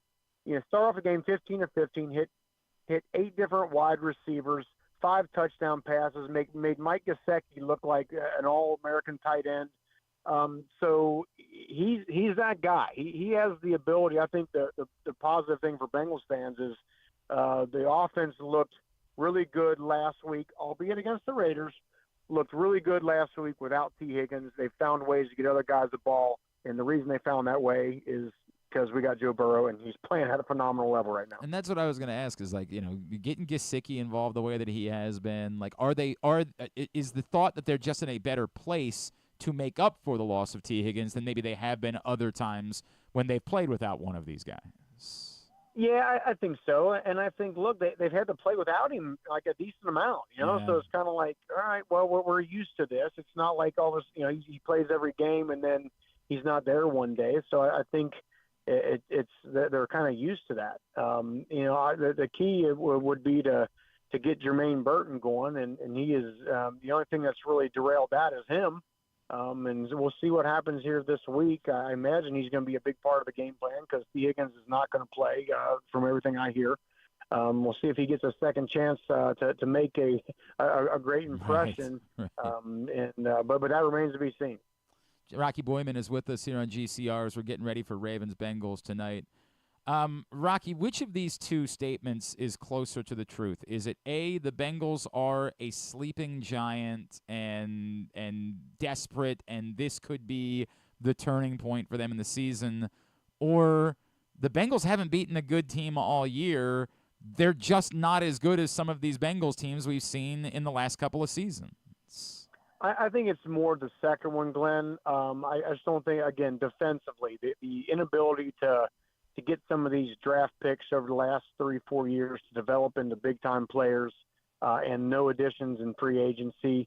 I mean, there's a lot of Bengals fans frustrated right now that the Bengals didn't make a big move for a big-time player in free agency come the deadline on the Tuesday. Yeah. But I will say this though. I still think this Bengals team is dangerous. The defense is, again, not a top unit, but they're not terrible either. And with Joe Burrow playing the way he is, they always have a chance. I mean, and Joe Burrow is probably sitting there saying we're going to have to outscore people, and that's likely the case. That is the case.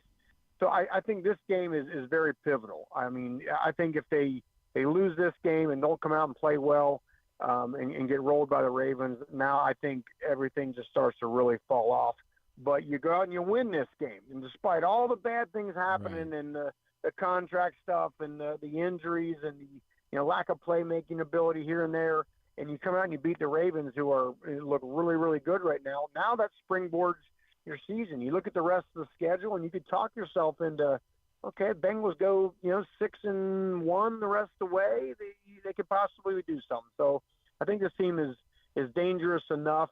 I would probably err on saying this is not a sleeping giant team, but we'll find out after tonight. The one move they did make at the deadline, bringing in a running back, obviously, with Zach Moss being gone.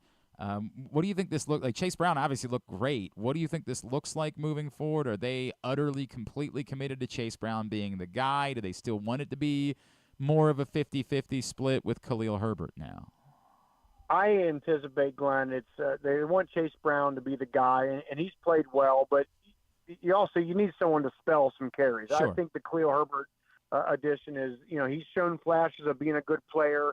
But I don't think the attitude is, hey, we're going to bring him in and we're counting on him to be our bell cow running back or be a 1-2 punch. No, I think it's more of a, hey, let's spell some carries. Let's not let Chase Brown get the crap knocked out of him by the end of the season here, and a guy that can provide some good backup play here. But I don't think they see him as being a bell cow at all. You referenced Trey Hendrickson a minute ago. Like, this has to be the quietest 11-sack season that anybody. Seriously. And I know part of it is because 4 of them came in one game, right? So maybe people are just now kind of waking up to it. Look, Trey Hendrickson's been really good for a long time. Like, there's no doubt about that. This is there something different that he's been even better, or is it just, no, this is what you expect from Trey Hendrickson. This is what it's like to have one of those guys on this team, which, of course, the Ravens haven't had for a number of years at this point, Rocky. Yeah, I've said this for probably a couple years, and I've yet to find anybody prove me wrong. Trey Hendrickson is the best free agent pickup in Bengals history. Period. End of story. And just in terms of a guy that they went out and they got in the offseason, and he's had not just a flash-in-the-pan season here. The guy has been incredible. And it's even more incredible this year because he's the guy, right? It's not, to use an offensive example, stuff for defense is to stop Jamar Chase because you also got to worry about T. Higgins. That's not the case. I mean, you imagine the Raiders went into that week last week saying, boy, if we stop Trey Hendrickson from wrecking our game, we have a pretty good chance of winning this game. So we'll make sure we do things schematically, and we'll be able to do that because we don't have to worry about some bookend killer on the other side.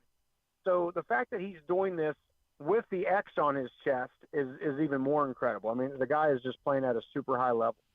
All right, so let's get to it. What's your expectation? Is there any reason to think this will be anything other than the slugfest that it was the first time around? It just feels like that's what these two teams do no matter what the circumstances are. I think so. I think they go back and forth. I mean, I think this will be just a phenomenal game. Two quarterbacks that know each other, Joe Burrow and Lamar Jackson. These two teams know each other very well and always seem to play against each other very well. So I anticipate that kind of game. I mean, gun to my head, I think the Ravens probably end up victorious at the end, but I think it'll be a real close game with with either team. It'll come down to the cliched turnovers and penalties kind of thing, but it should be a great game. What's the other game on your schedule this weekend? Where are you headed? I'm headed to Missoula, Montana. Ooh. How about this? Ooh. So this is UC Davis, who is number 4 in the FCS, versus number 7 Montana. So a top 10 game, 10 p.m. Eastern on ESPN2. UC Davis at Montana, and it should be a great one, man. I mean, two great programs. It's supposed to be Montana is one of the best college football environments out there. I have a very close friend named Kevin Van Valkenburg who writes for he wrote for ESPN. He now left. He does golf now.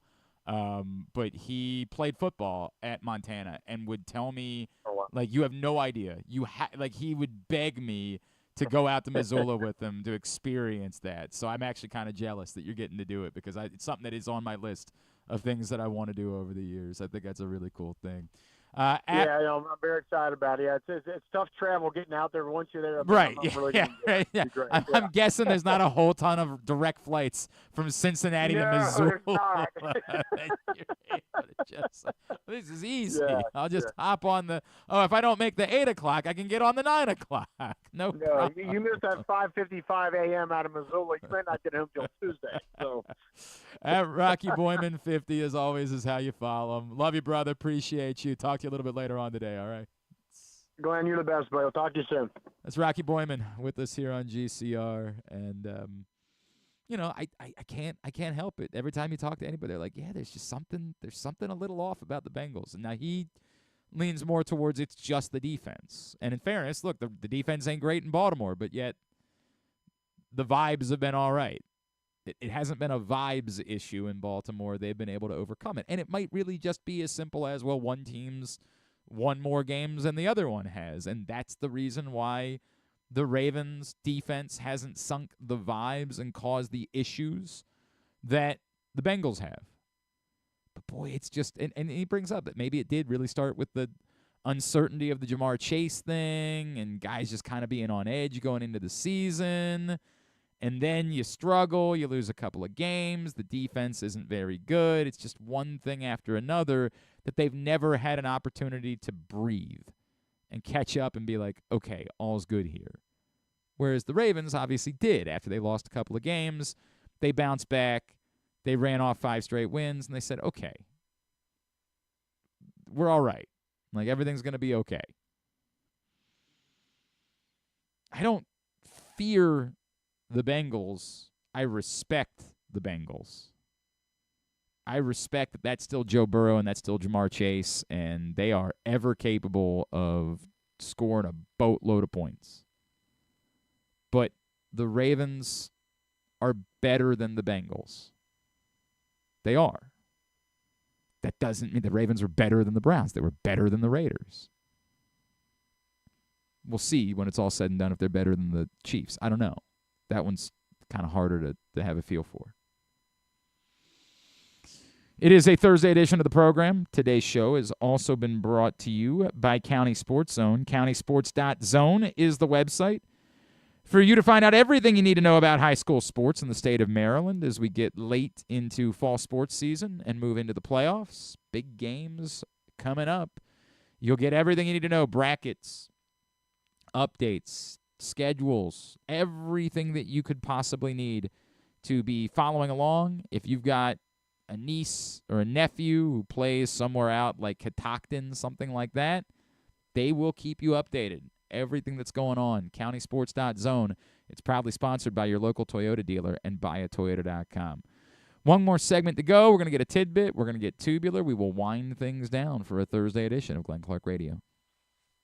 Brace yourselves for an unparalleled in-person betting experience at the Green Turtle Bet Park Sportsbook and Bars in Canton and Towson. Experience the thrill of live betting with Baltimore's only state-of-the-art Vegas viewing TV experience. Choose between our on-site tellers or the convenience of our self-bet kiosks to place your bets. Gather your betting buddies and head over to the Green Turtle Bet Park Sportsbooks today. Green Turtle Bet Park Sportsbooks in Towson and Canton. The ultimate destination for game day excitement, great food, and live live in-person betting. Must be 21. Please play responsibly. Gambling problem? Go to mdgamblinghelp.org.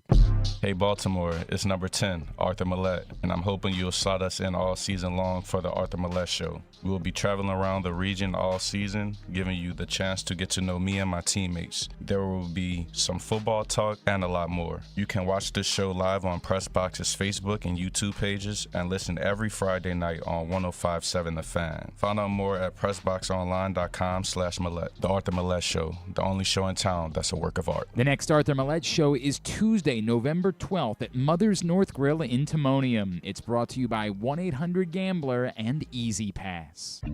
Whether your focus is luxury and comfort, convenience and technologically advanced connectivity, or sporty performance and aggressive styling, we've got the perfect Highlander for you. Check out buyatoyota.com for deals on new Highlanders from your local Toyota dealer today.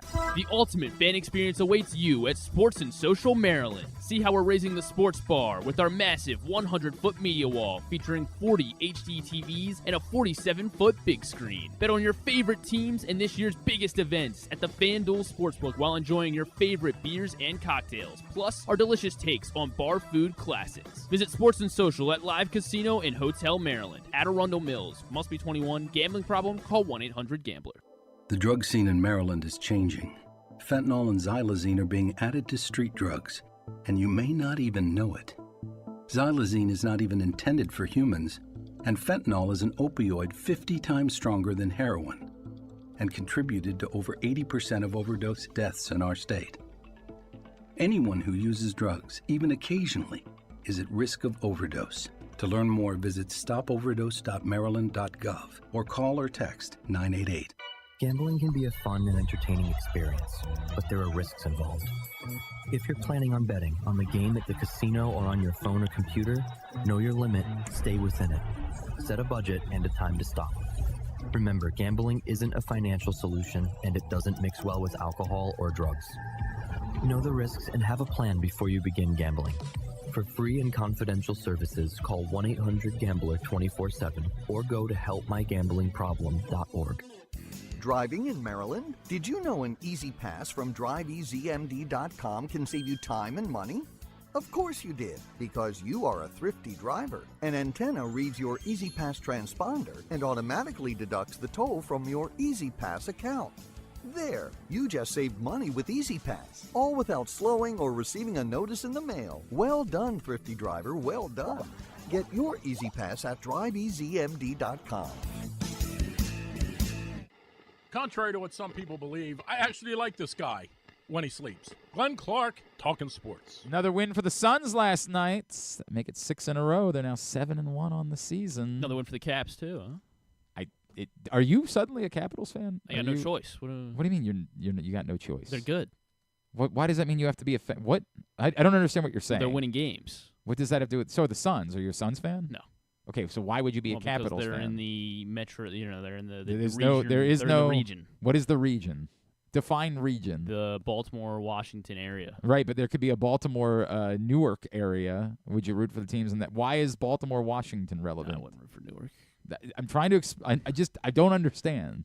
Well, because they're winning. They're good, and What? Why would I wouldn't care about them if they were bad. But I don't understand why you would care about them when they're good. This is the part that I'm missing.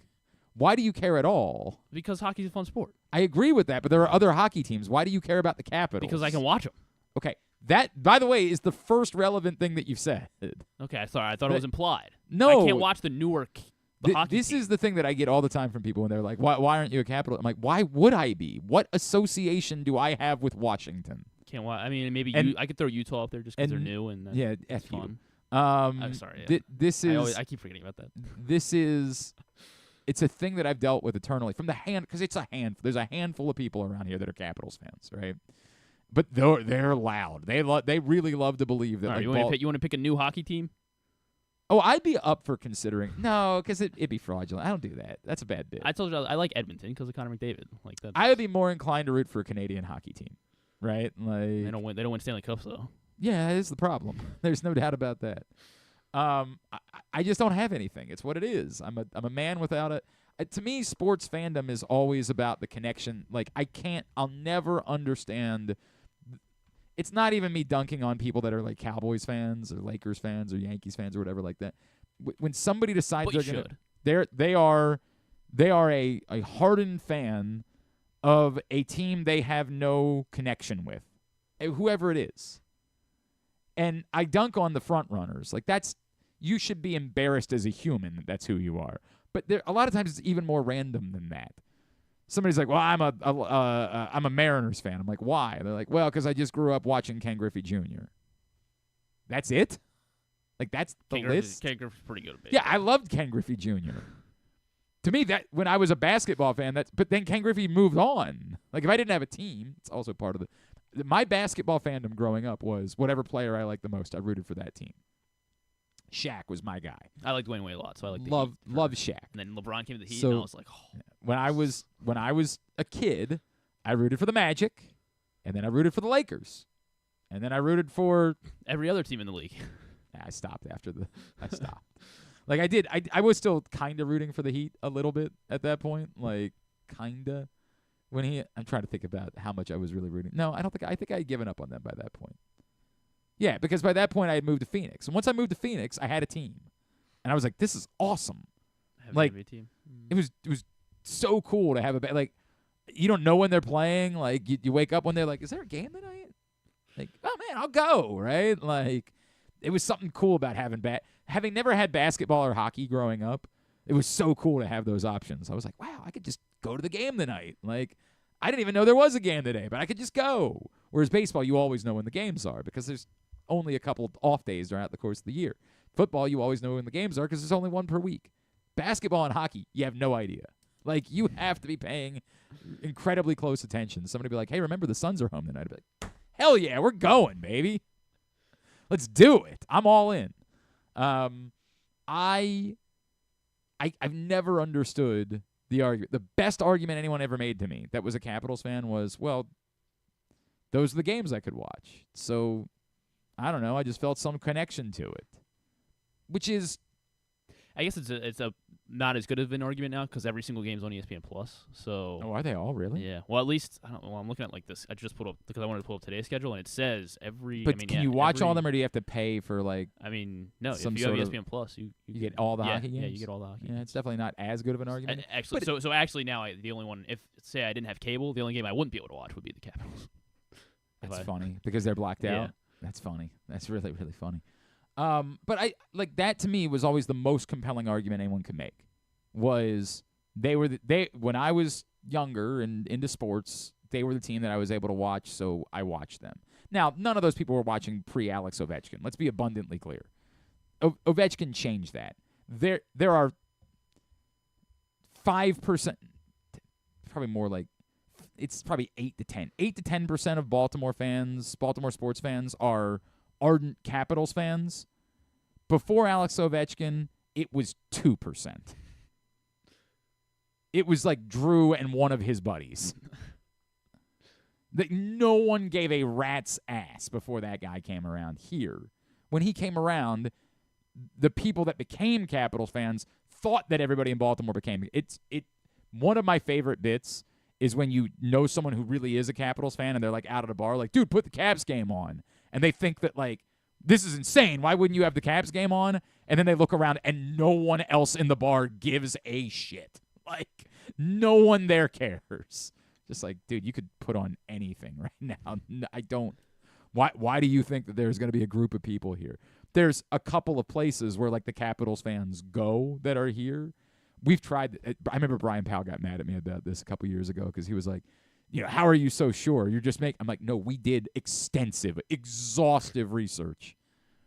Both at the old radio station, Drew and the sociopath that ran the place were massive Capitals fans. And so they were desperate to do more Capitals on the radio station. We did an exhaustive survey. I mean, like the most exhaustive survey. Every time someone will call in, you just say, No. We gave away this is back in the day when these were still expensive. Like when flat screen TVs first came out, and like they were still extraordinary. We got like a 70-inch flat screen, like a great grand prize. And there were other, like a trip to one of the Ravens away games to get as much involvement on an exhaustive survey of what we should be doing. And I'll never forget this because it was the most painful thing that sociopath ever had to deal with because he always hated how much, like, we should never talk about Maryland football. Nobody gives a crap about Maryland football. There was 10 times as much interest in Maryland football as there was in the Capitals. And by the way, the number for Maryland football was still really low. It was 10 people for Maryland football and one for... It was essentially like, it was something like... 100 to 10. And the question was even basic. It wasn't like list the things you're most interested in. It was that you would have any interest in coverage of. Like the most generic way of putting it. With any interest in that coverage. And the number was something like 4% of respondents said they had any interest in coverage of. Now, to be fair, that was still more than the Wizards. Like, they still had... They had Michael... No, this was post-Michael Jordan. This would have been probably around... Gilbert? No. Probably still around the Gilbert Arenas era, probably. We couldn't. And it wasn't geographical. Then I said, well, there's more geographical in Anne Arundel County. I've always had the belief that, like, geographically, Anne Arundel County, Howard County, which is still part of our region, there is more interest in the D.C. teams than there is, like, in Baltimore and Harford counties, it is nothing. Right. But even geographically, it did not improve all that much. So we got the press box, and I said it was a very similar situation. We, like, the first year I was here, we sat down because at the time we were running a D.C. site. There was a pressboxdc.com. We had beat writers. We were doing a full-fledged, and we were realizing that it just wasn't generating traffic. And then the question was, should we incorporate any of Pressbox DC into PressboxOnline.com? Like, if we abandoned the PressboxDC.com concept, should we keep any of the coverage and just expand PressboxOnline.com to have more? And so then we dove in on, again, geo-tracking, how much interest there was in the coverage, and it was nothing. It was unjustifiable to continue doing any coverage whatsoever. So, like, I've been through this twice, but boy, the Capitals fans around here, like, they don't want it. They genuinely believe that, like, Baltimore is Capitals country because they want it to be, like, because they're into it. That is the only argument that I've never, like, I have had, man, I'm giving away a lot of information. I had a meeting once with significant higher-ups at Monumental. Whoa. And I remember them saying, like, they were like, well, dude, you know, how much Capitals and Wizards coverage do you do? And I said, none. I was very frank with them. They had also, I was very frank. I said, none. And they said, why not? I said, because I don't want to chase my audience away. Because the moment I start talking about, and, like, we got into I can justify it when we do local college coverage. I can justify it as we also have a responsibility to partners in this area. We have a responsibility to the community. Even if I chase my audience away, if you don't like me talking about local college basketball, I'll live with lacrosse, things like that. I'll live with it because I have obligations to everybody. And if two people stick around for that now know more about that, that's an outright win for me because we have a community responsibility to recognize what's going on here. I got no community responsibility with D.C. And I'll never, the people down there that were like, you talk about Maryland. I said, the number of times somebody's like, Maryland's the University of D.C. I said, no. It's this simple. One of them says Maryland on their sweater. That's the state I live in. One of them says Washington on the sweater. I've got no association with that. It's not hard to figure out why people in Baltimore would be more invested in the University of Maryland, despite how geographically close it is to D.C., than they would be in teams that say Washington. The flag.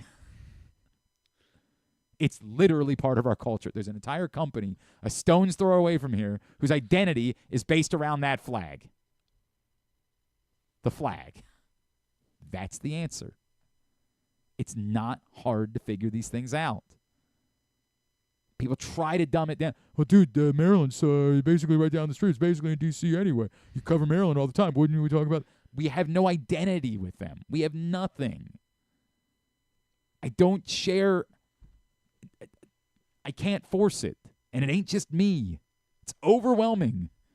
It's shared by the majority of this region. Even during the salad days for one of those franchises. Like, it's never going to be better for the Washington Cap. It's never going to. I don't know what it would look like if the Washington Wizards were ever. It's such a foreign concept to think of that franchise. Somebody would point out that once upon a time they did win a championship. Yes, nearly 50 years ago. I don't know what it would look like because there is more general basketball interest in Baltimore than there is in hockey. Like, the NBA is more of a driver than the NHL is. So my gut is if there was an Alexander Ovechkin-like disruptor for that franchise. Teams are saying the rookies at Washington, they're doing some special things. It's not that. If Kevin Durant had been drafted by Washington and had stayed there for his career, I don't know. I don't think that it would have made 20% of Baltimore interested in the Wizards, but it might have made 10%, 12%, which is more than even at the highest moment the Capitals were. That's my gut based on, again, the data that we've done, the research, the exhaustive research that we've done about NBA versus NHL, that if it was the NBA team that had a phenomenon, that it would drive more interest than the Capitals do, but not enough to justify coverage. If Bub Carrington becomes a star, that's a more interesting, like that's compelling because it's a Baltimore athlete. I don't know. I mean, we have no. We need him to do it now. I have nothing to base that off of, right? Like we've never seen something like that before. So, how would it be? Because truth be told, like what you would compare it to is Baltimore athletes that have succeeded elsewhere, and like we could never drive Carmelo Anthony interest. Like they tried bringing in, like I love Carmelo Anthony, but we could never drive interest. Would it be dramatically different because the team is closer? It'd be interesting market research, right? Like it would be interesting to dive in on that. How did we get here? I brought up the Suns. Baseball I brought up the Suns one, and then you wanted to tell me about the Capitals. Like I was supposed to care. Well, yeah, yes, you're supposed to care, yeah. I certainly don't. Who's the kid from Creighton that everybody's freaking out about that's scoring all these points? By the way, he's got a long last name. Kalkbrenner. Kalkbrenner. Yeah, Ryan Kalkbrenner. I didn't know 40 bomb last night. But who are they playing? Oh, the 50 bomb, right? They were playing Rio Grande Valley. Okay, so what am I supposed to do with that? You're supposed to be. Is he Dougie McBuckets? Like, are we gonna be watching this guy? I mean, he was good last year. I mean. We might, yeah, because they're 15 ranked right now. Yeah, he 49. Jeez, that's right. He kept going after. But he did it against Rio Grande Valley. Yeah, and they were making their shots They were hitting shots last night. He had to. That doesn't mean anything. I don't know what to do with it. Ryan Kalkbrenner averaged 17 points per game last year. Yeah, he was good last year. He's like a freakish. Yeah, he's like a freaky. I get it, but in tall order guy for like the country to be invested in one, does he hit threes? Is he? I can't remember. I don't think.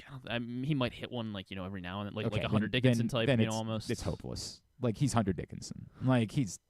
Hunter Dickinson's pretty good. He's fine.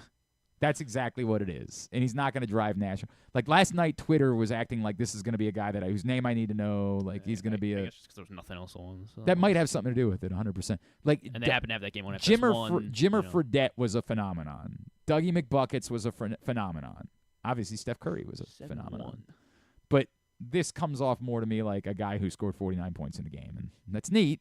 And he's a good player, helpful, but probably not somebody. He's going to be. I think he'll be all Big East. Yeah, but that's not going to make an average person go to try to find the Creighton DePaul game on when Fredette was playing. When Adam Morrison could go on this list. When dudes like that were playing, we went and found their games. Now some of that helped because they were late at night and there was nothing else. He shot 30% from three last season. He made 16 threes. Yeah, it's not going to make him compelling enough for people to tune in. It's just people didn't tune in for Zach Edey, and Zach Edey's a better version of this. Like, they were mildly interested in him. Like, in order for somebody to be a phenomenon in college basketball, they got to be knocking down. Someone send this clip to Ryan Kalkbrenner. Tell him to go ahead. I don't care. They don't play Maryland, by all means. Clark wrong. Yeah, right? Buddy Hield was a phenomenon. Speaking of Buddy Hield, how about Buddy Hield hitting the big three to ice the game away for the Warriors last night? As it turns out, maybe the Warriors the big winners in all this because Buddy Hield might be. Well, the Warriors are 7-1 too, right? Aren't they off to a good start? They win in Boston last night. Yeah, and they were both had one or two losses going into last night. And Buddy Hield, a better Klay Thompson, at this point in his career. Looks like a pretty good Maybe. fit there. Looks like a pretty good Plays fit. defense, right? I think so. I don't know. I didn't watch a ton of Buddy Hield. I was just such a like him, Trey Young were like guys that I was Right. obsessed with watching in college. Like I'm just trying to think of college. Who were the college phenomenons? Who were the college basketball players Cunningham. that could drive us? No, it did not. Who could drive us to tune into games if we otherwise didn't care? And Doug McDermott was, Jimmer was for sure. Trey Young, Buddy Hield definitely were.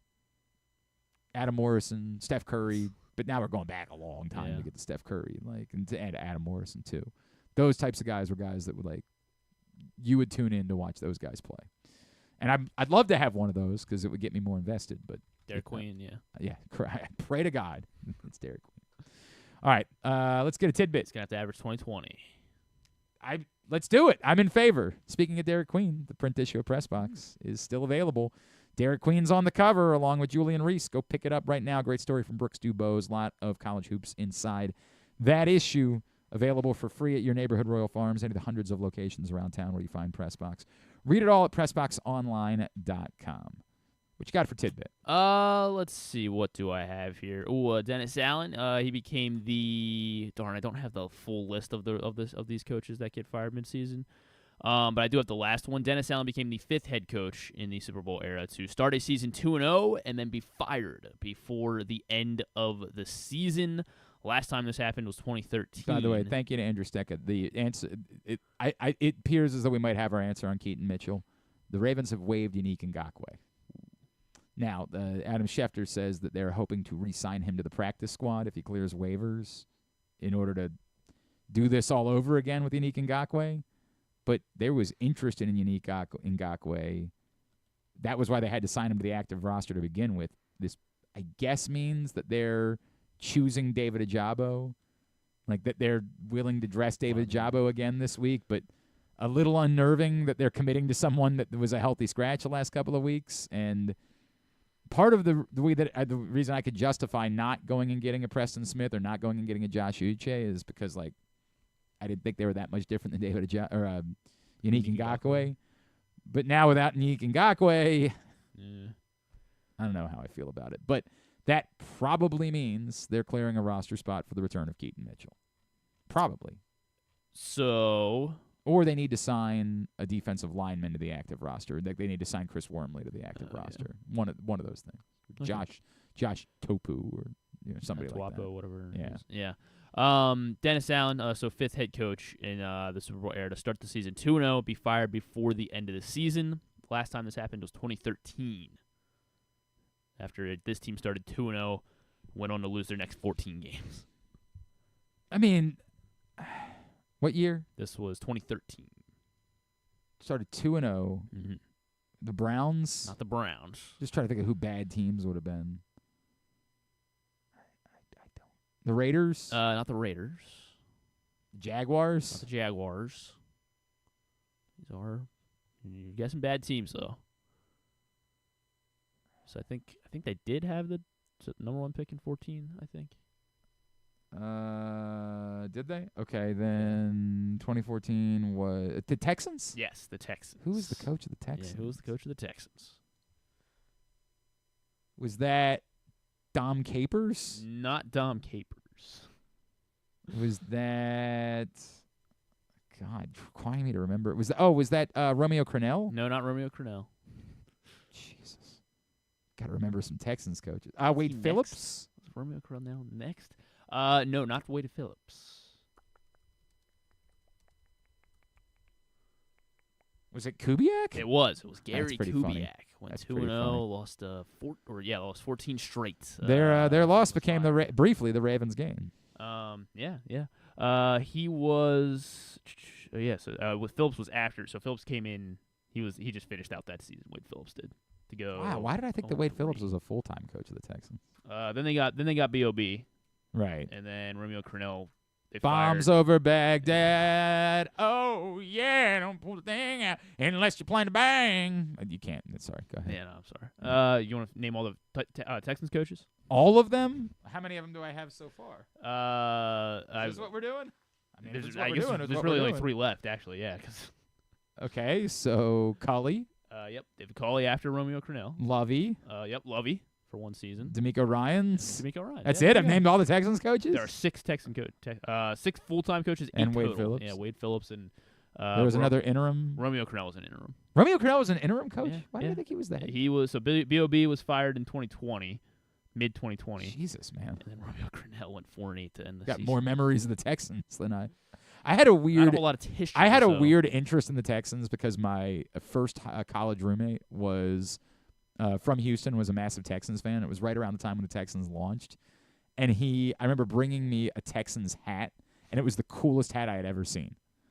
And I didn't care that I was a Ravens fan. I was like, I want to rock this hat because Drew's right. Like their color scheme, the helmets, all of it. Drew's right. Phenomenal. It's the one thing he's right about. Phenomenal. And I wore that hat all the time because it looked so cool. So I had this like weird interest in the Texans. Not that I was a Texans fan, but like for my guy Matty Signs, my old roommate, I was like following along with the Texans. Love that guy. Patrick Mahomes finally threw for 3 touchdowns. Took him a little while, but he finally had his first 3-touchdown game of the season on Monday night. Probably won't come as much of a surprise that he does. Why is my stat not loading here? All right, there we go. He does lead the league in 3-touchdown games with 3+ passing touchdowns since 2018 when he became a starter. How many of we'll do 10 guys have had 20+ games of 3+ touchdowns since 2018. Since 2018. Mahomes. Mahomes is number 1, 39. 10 ahead of whoever's next. Man, that's not that surprising. I'll still say somehow that Tom Brady is on that list. He, in fact, is 27. He's 4th right now. Lamar. Lamar is top 10. He's 9th, 22 games. Dak. Yes, Dak is 3rd. 28 games for Dak. Stafford's on the list, 6th. Burrow. Joe Burrow, no. That bum has 19. Loser. He's 12th. Josh Allen. Tied for 11th. Josh Allen, yes, is on the list. He is tied with Stafford. How about Kirk Cousins? Kirk Cousins is number 2. He is 29. He is 2nd place behind Patrick Mahomes, only trailing him by 10 games. Throw a wild card out. How about Derek Carr? No. Okay. Thankfully, no. Our institutions can still hold. Yeah. 17th right now. Russell Wilson. Yes, Russell Wilson. 25, tied with Stafford and Allen. I got 2 more that I'm missing. 2 more. 2 more. Matt Ryan still on that list? Matt Ryan is not on the list. 16 for Matt Ryan. This is since 2018. Colts didn't help him out. Yeah, since 2018. Are they? Don't tell me. I guess I'll just keep guessing and then I'll have you tell me. Somehow Phil Rivers is still on that list. No, not Phil Rivers. Jared Goff. Jared Goff is 10th. Yes. Or actually, he's tied for 9th technically because he's tied with Lamar, 22. And the last one on the list is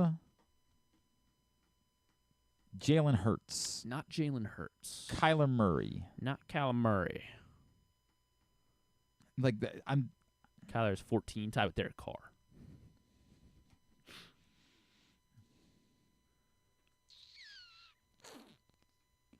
This guy has 25 touchdowns, so he's tied. Oh, Aaron Rodgers. Yes, What am I doing? I hadn't said Aaron Rodgers. Aaron Rodgers. He is tied with Josh Allen, Matt Stafford, and Russell Wilson, all in that tied for 5th spot. There you go. So there you go. Top 10. Those are the guys with 20+ 3-touchdown games. Tidbit was also brought to you by Live Casino and Hotel. $7 in free slot play. That's what you get at Live Casino and Hotel. Whenever you are there, Live Rewards members, they get $7 in free slot play for Baltimore and Washington home games when they score touchdowns. $7 in free slot play for Live Rewards members who have their Live Rewards card inserted correctly into the slot machine, any slot machine on the floor, and are actively playing. And once those touchdowns score during home games, hey, Baltimore's home tonight. Maybe get out there, and we expect a lot of touchdowns tonight as well. So, maybe get out there. $7 in free slot play for Live Rewards members at Arundel Mills. Must be 21. Please play responsibly. For help, visit mdgamblinghelp.org or call 1-800-GAMBLER. All right, very good. Let's get tubular. Have you ever thought of taking a cruise to these wonderful destinations with sunny skies and beautiful beaches? Well, wait no longer. We're ready for you to cruise from the Cruise Maryland Terminal. Have a little phrase that you can go from Baggage to Margarita in about 15 minutes. Choose fun with an array of destinations, onboard activities, entertainment, and world-class cuisine. Contact your travel agent and book your cruise today. Let your adventure begin. All right, here's what's coming up. I mean, it's Raven. What are we doing? It's Ravens Bengals. I'm acting like there's some rundown that we need to discuss. You're watching the game, and then you're hanging out with us for Project Game Day afterwards. Normally when the games are on like a cable network or a streamer, there's typically a local TV broadcast as well. I am not seeing one for tonight. It looks like you either have Prime or you are SOL for tonight. Usually it's on like ABC or something, either Channel 2 or Channel 11, like in the local markets. Right. And it was always that way, not just for the Prime games, but it was normally that way. Like if a Monday Night Football game was only on ESPN, then they would always put it on an over-the-air channel as well in the local markets. But I combed over the schedules for the local TV channels tonight, and I do not see. What's Masson showing tonight? Are we sure it's not on? That would not make sense. It's not like the idea was always that it was available over the air, and I am not seeing that at all. But if somebody knows something that I don't, tell me, and I'll alter it. But it looks like you either have Prime or you don't have football tonight. That's just the way that it goes. So yeah, 8:15, as Griffin mentioned, kickoff for Ravens and Bengals tonight on Prime. Otherwise, Maryland women are in action tonight against Coppin State, a local matchup. That one's not in Baltimore. That one's in College Park. But, it starts a little bit earlier. So if you happen to have Big Ten Network Plus, and I'm guessing you don't, like if there's one thing that I can safely assume, it's that you probably don't have Big Ten Network Plus. But if we're wrong, let Glenn know. Right, again, correct. You can watch that game at actually it's at 6. So you could watch the entirety of that game before the Ravens-Bengals game. Big Ten soccer tournament gets underway this afternoon, 3:30 on Big Ten Network Plus. UCLA plays Maryland. UMES Hoops is at Penn tonight at 7 on ESPN Plus. Everything else, go to GlennClarkRadio.com. NBA TV, T-Wolves Bulls at 8, ESPN Plus, and Hulu for Flyers Lightning at 7:30. Round 1 of whatever the PGA's Worldwide Technology Championship is at 2 o'clock on the Golf Channel. Access TV for Impact, TNA Impact at 8. Non-sports, anything that matters. Speaking of Carmelo Anthony, he's going to be on Fallon tonight. Promoting I don't know. Fight night? No, not Fight Night, but there is a big fight night on Netflix, a little docu-series called Countdown, Paul versus Tyson. I'll definitely spend time with.